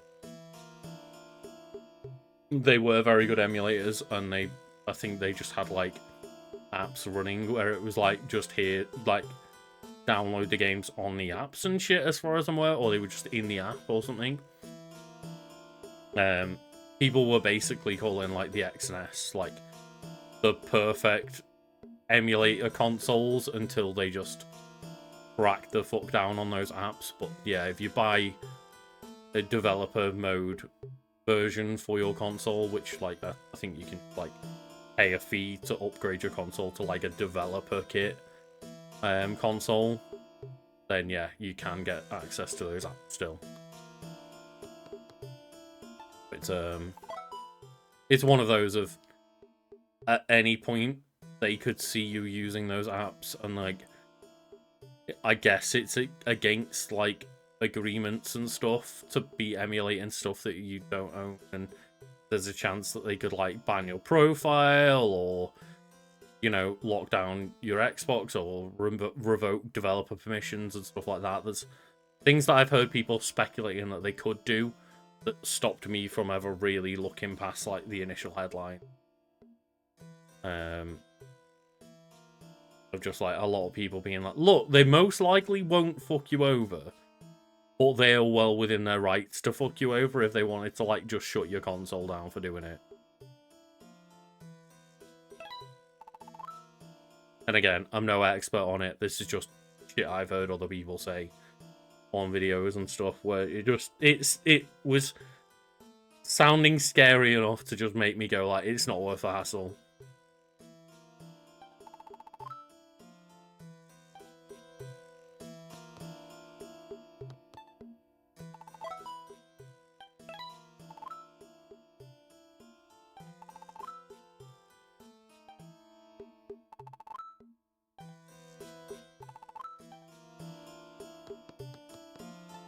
Yeah, I'm always in that like kind of same mentality of play it safe, and yeah, as you say, don't want to poke the bear. Well, I don't know how true any of that shit is. Like, I don't know whether they legally can. They probably legally can, because they can probably just do whatever the fuck they want in terms of just like soft locking your console if they don't deem it being utilized in like a way that you know, sticks to like the EULA or whatever it is, you know, the like end user license agreements and stuff that come along with buying the console, etc, etc. You know, Nintendo were never afraid to do it, of like, yeah, if you modded your 3DS and you update it, we're gonna just lock your 3DS the fuck down. Like, you knew what you were doing when you did this. You knew the consequences. So it wouldn't surprise me if they had either the capabilities or the option to do it. Like, obviously Nintendo were stricter than most.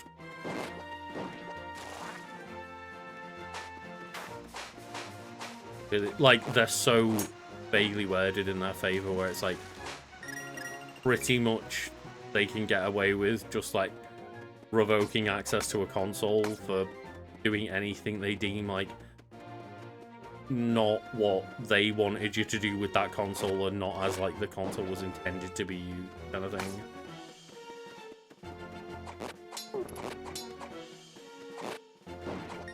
Yeah, it's like I'm always just probably way too overly cautious with that kind of stuff, but I'm just like, well, you know, Nintendo, and again, this was hackers, not the people just emulating, but Nintendo literally has like sued a guy so hard that he's gonna owe like 30% of the, or 40% of his income to Nintendo for the rest of his fucking life to make examples out of him. It's like, I don't fancy like that kind of lawyership coming after me. And they never will, but I'm always so like scared of those kind of stories that, yeah, that's why they do it, to scare people off.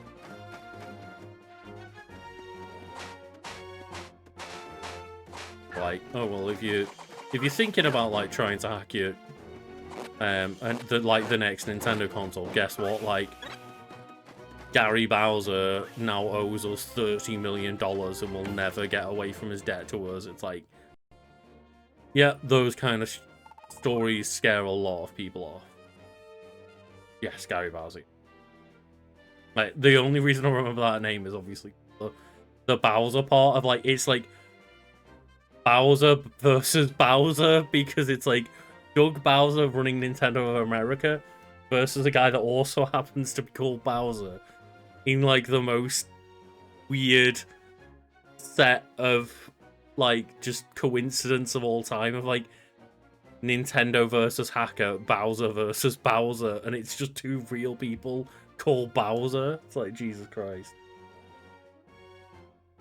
And those good old Twitch delays.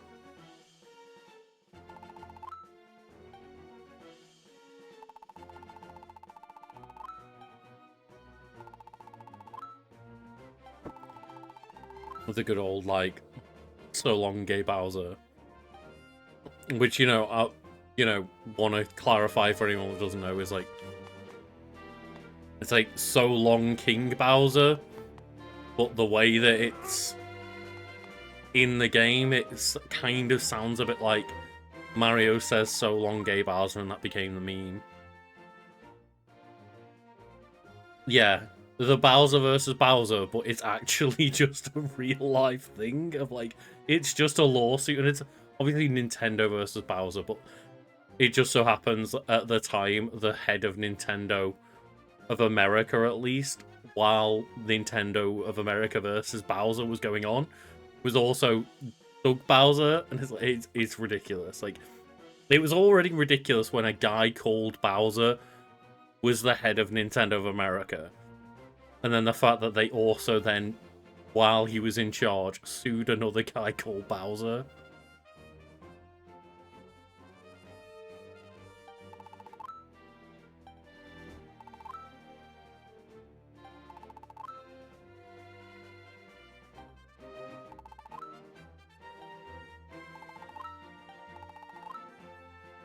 Can you give me something that can be able to, like, throw my weight around? There we go, there's the power glove.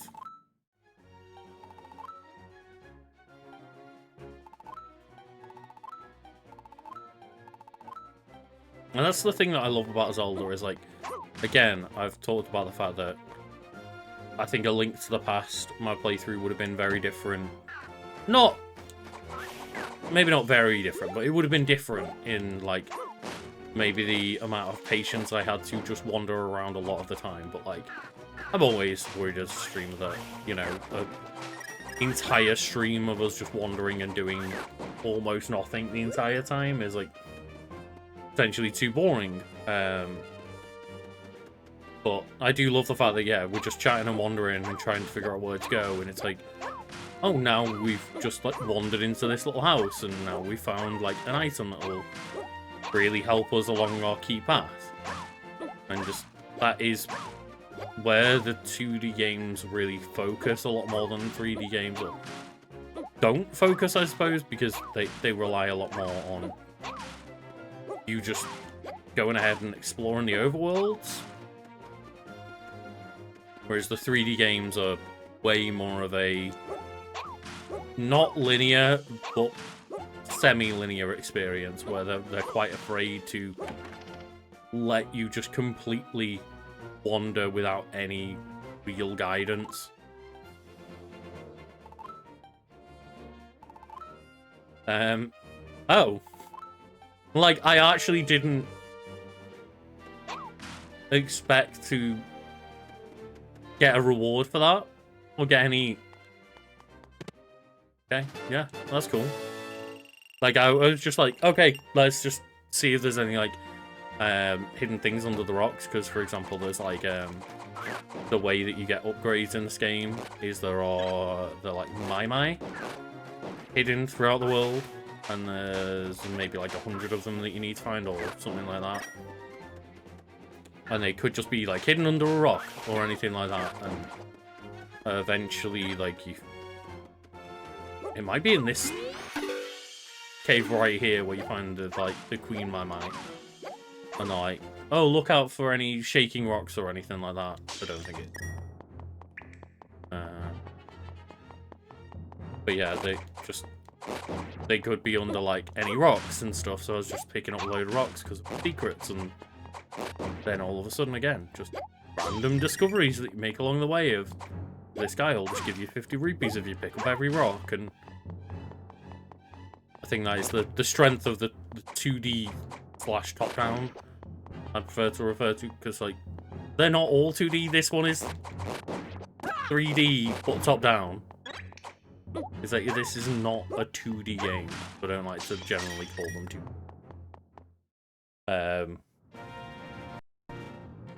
Yeah, it's like, ooh, it's one of those things of like, yeah, they really excel in rewarding exploration, but at the same time, when you're on stream, just, as I say, wandering around and not discovering much from your exploration could be like a really boring stream.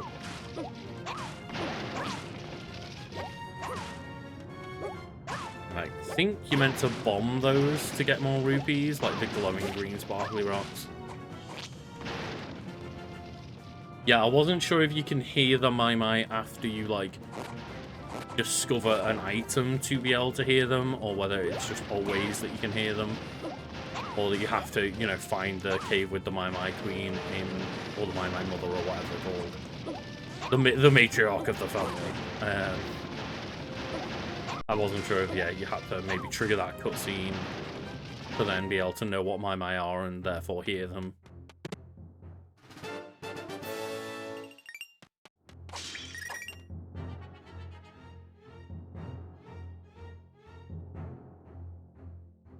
Oh, that'd be cool, yeah. I'll say, they're all exported. They're all, like, on my YouTube channel just ready to be, like, categorized and scheduled and stuff. I just need to get fucking round.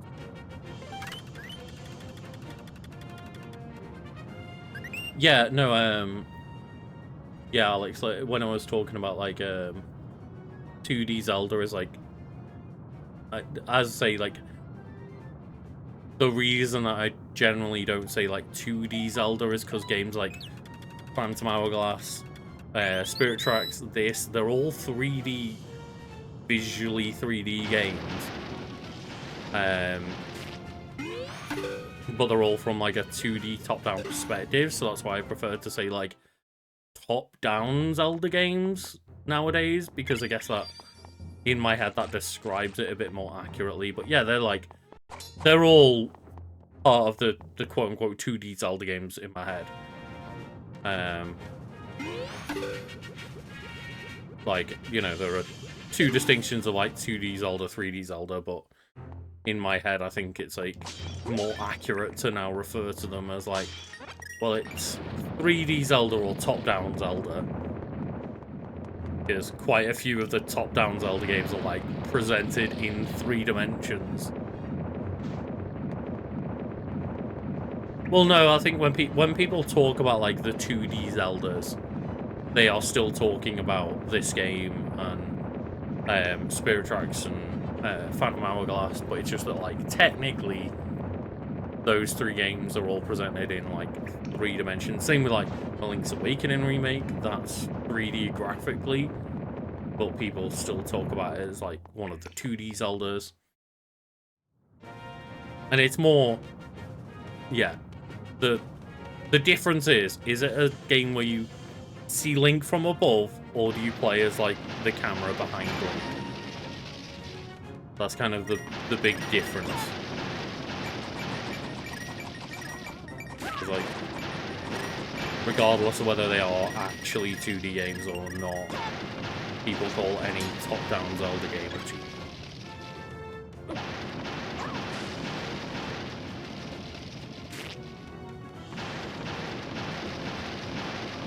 And it's one of those things that just like, yeah, it's just a weird,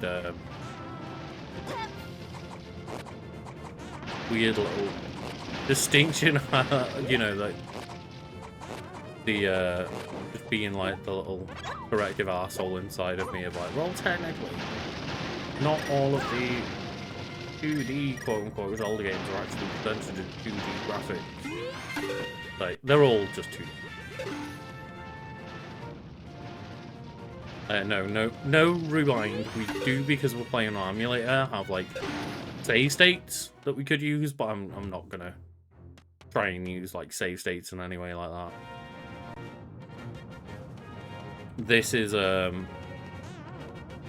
nowhere near as difficult a game, so I don't feel the need, because like look how many hearts you get all the time. It's not anywhere near as brutal as Link to the Past or the Oracle games or anything like that. We can manage without trying to utilize save states and all that jazz. But come on, mouse, reactivate, please.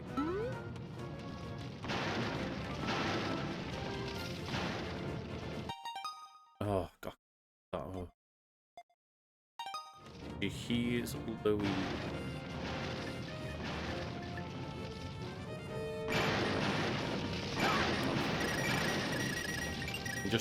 I'm not safe.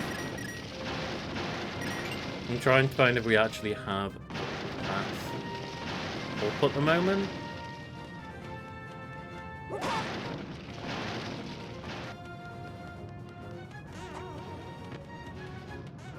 Is there actually any way that we can... That's a dead end.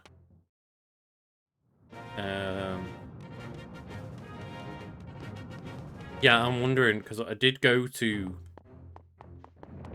Ravio, and he didn't have the shop set up yet. But maybe we've triggered a couple of other things, like getting the power gloves and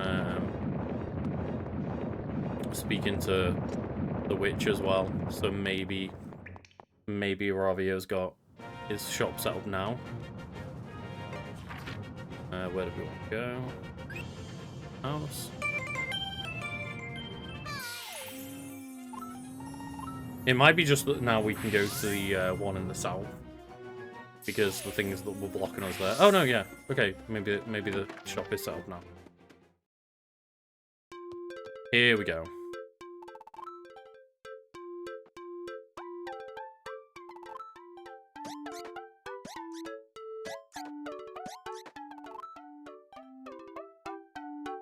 So yeah, again, big distinction here is that we can rent items for cheap, and they use up the item gauge, and they also get lost upon death.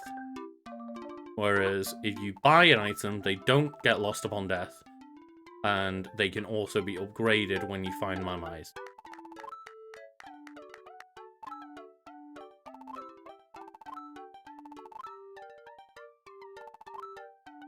So that's just him explaining that. It's like, yeah, when you fall in battle, my lovely pal will come here and swoop up to collect every shit that you fucking rented from me.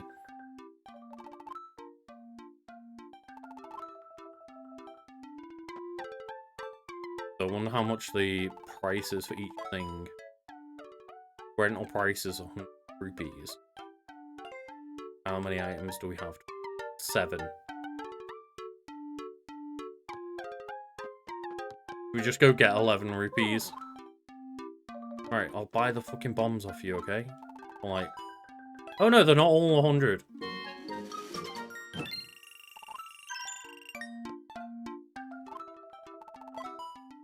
$20. Fuck it, should we just stock the fuck up and hope we don't die?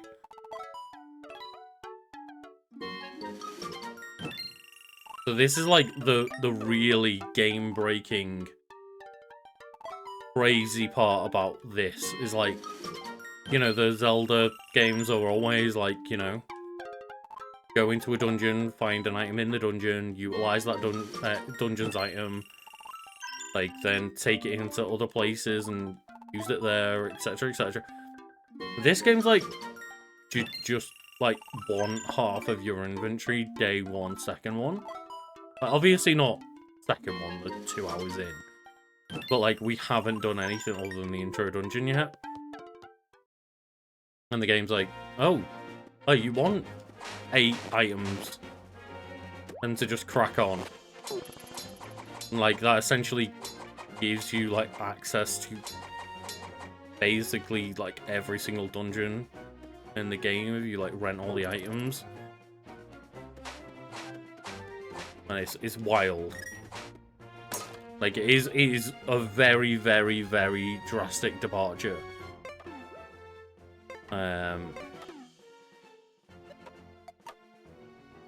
So yeah, I guess we can figure things out of just... Yes, we can buy them. So yeah, we can rent them. And they use up your item gauge. And you will lose them upon death. Here's the mai-mai penis. Mother mai-mai, yeah. And yeah. All 100 of her babies are gone, and if you buy an item, and I think find 10 mai-mai, then you can upgrade one of the bought items that you have for every 10 mai-mai that you have. Ah, there we go. So this will now help us find all of the mai-mais.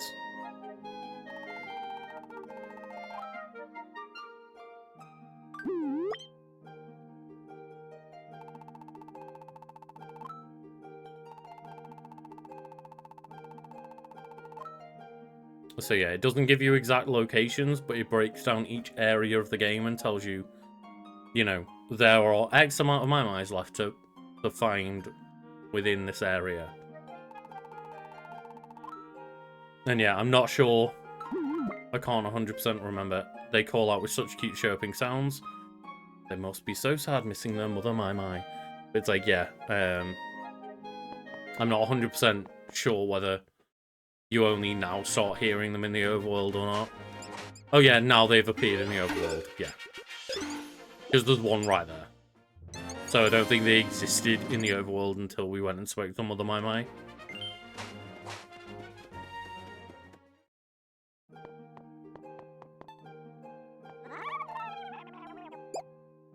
We found one, is that good enough? You can hear them cry, so please find them out. Hide. Yeah. Go mai-mai hunting. I mean, saving.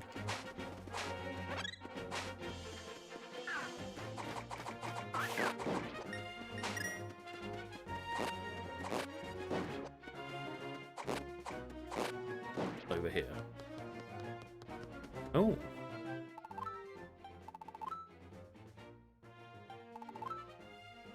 It's not stretchers that are troubling you. Not really, no. It must be the building over there. Like, yeah, the giant dungeon, yeah. You can see it if you use the D-pad. Ah, okay. Oh! We went too far. So we can move the screen a little bit with the D-pad.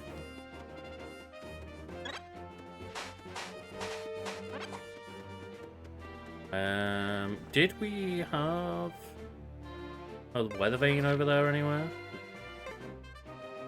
Although, I guess, quick. Like, 2-screen shortcut.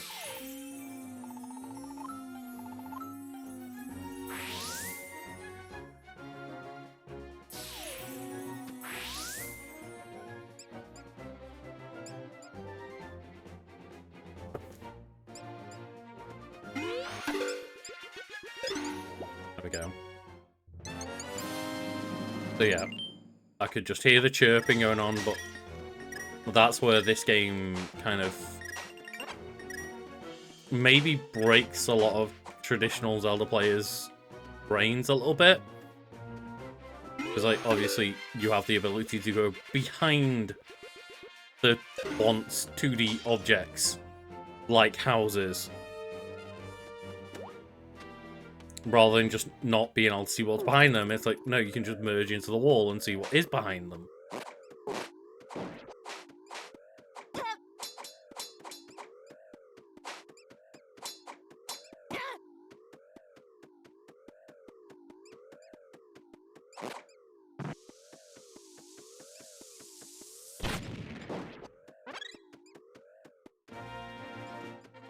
And that's also another advantage to this game design, is that you don't have a set number of bombs. Like, we do technically have, like, unlimited bombs, but...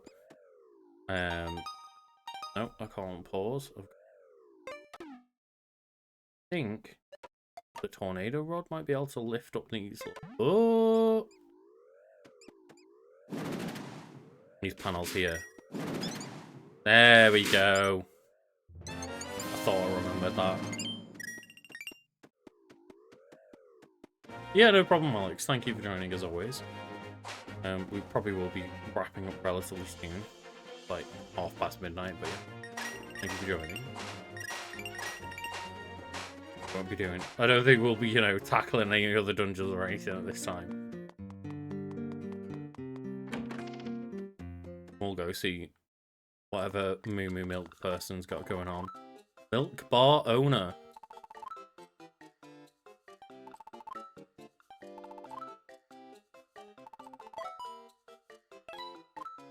We have to get ourselves a bottle first. I think I saw one on sale somewhere in the village. Cool. So someone in the village does have a bottle for sale.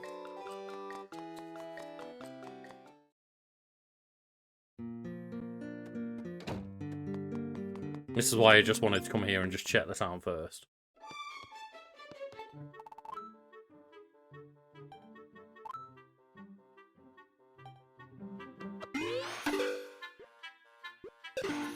So there are just secrets hidden on walls in certain places.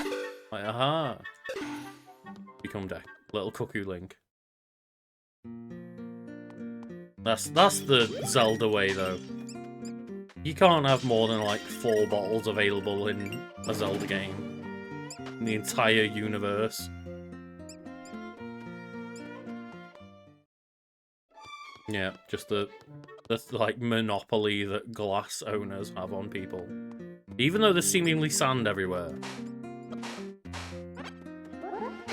Like, there's always, like, giant deserts in every game, so they're not limited on sand. And they have figured out glass working, but apparently maybe one person in the world has figured it out.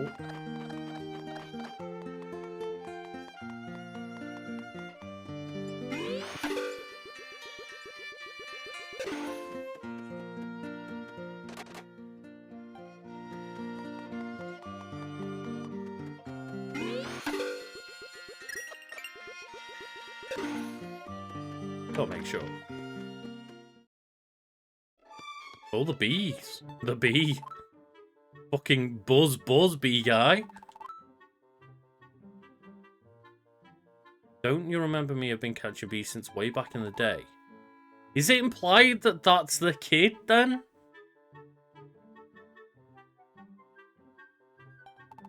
Is that, like, kind of talking to the just bee between us?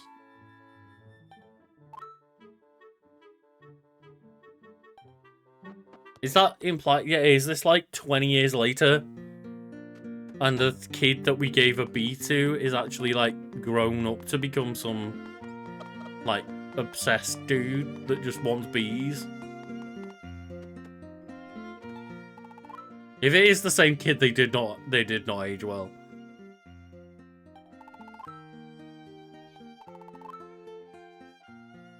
Oh no, we can't street pass people. I'm afraid that's it's not a thing I can do sitting in my office on an emulator.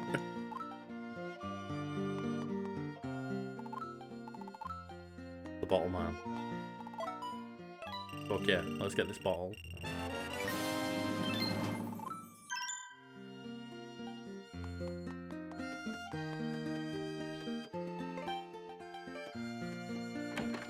Well, we already have a shield.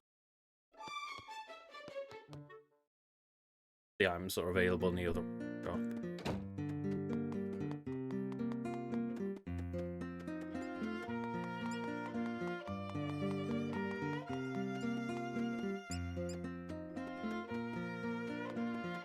Whether I can go to the garden. Find a mai-mai on the side of that.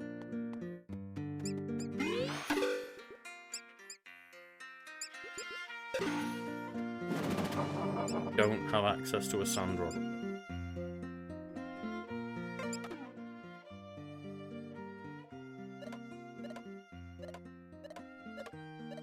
Like, still locked away in a painting with that other dude.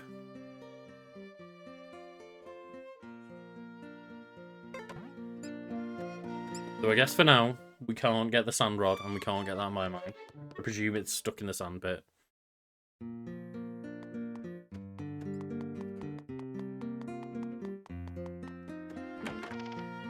But what does Mr. B?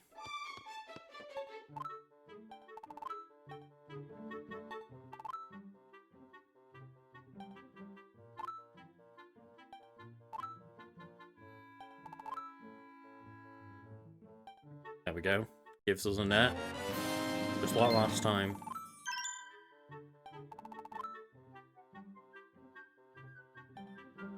He'll reward us for being so helpful. Creepy guy. No, we don't need muff.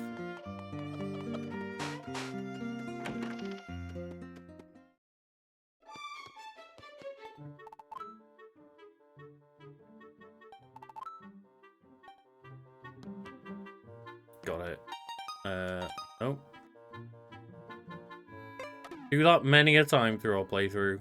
Is press start instead of going to my touchscreen to change items. Oh, okay. It's not. I thought it was like smoke them out of the chimney. It's not the answer. It's probably wait to get Pegasus boots and knock that off the roof. The roof. The roof.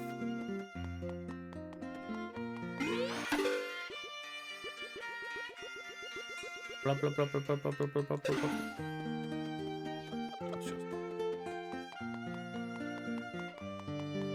Right then.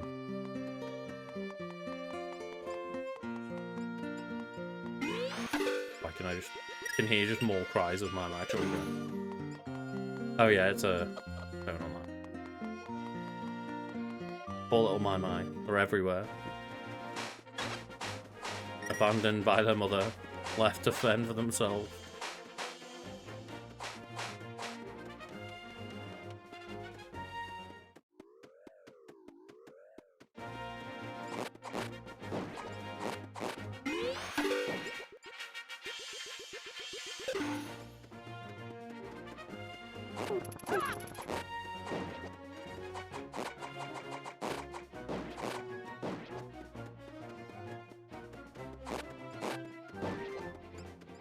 Near this area.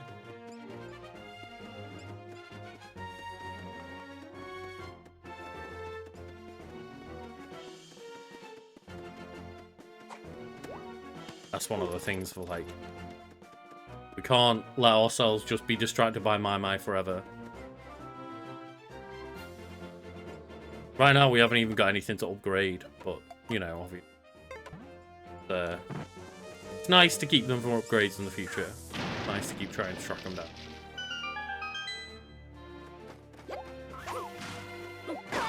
For the sake of when we can actually buy an item. Oh, hell yeah.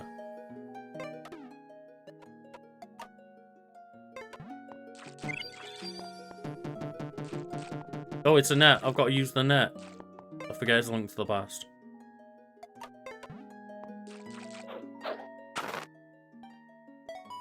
Put it in a bottle.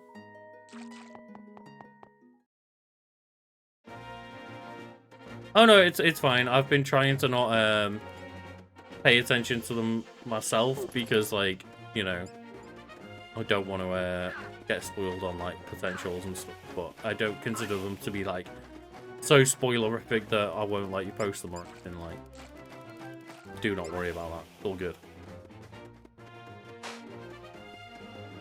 It's like it makes for, you know, fun, like, discussion, but just it's not a discussion that currently I want to be a part of because I want to, like, not look at anything Baldur's Gate related as far as it can get away with it.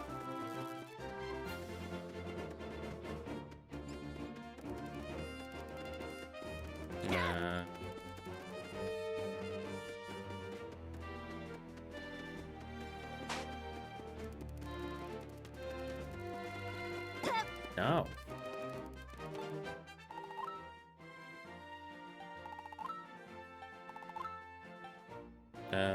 Yeah.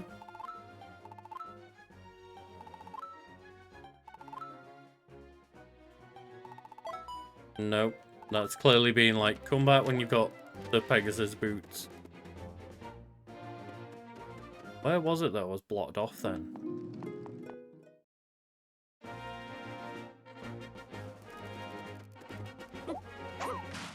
Could have sworn I was getting blocked off by rocks.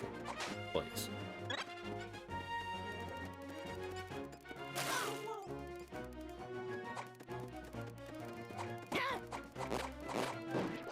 Yeah, of course, yeah. And thank you for like, you know, trying to keep it not stuff that's like super spoilery or anything.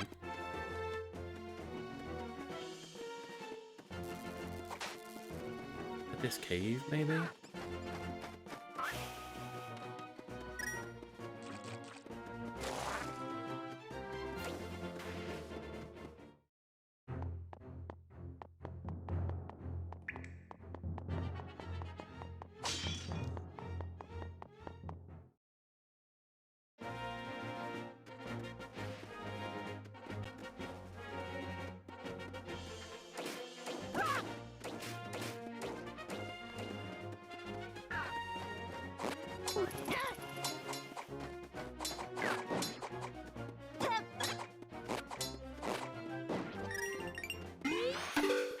Can't get past it.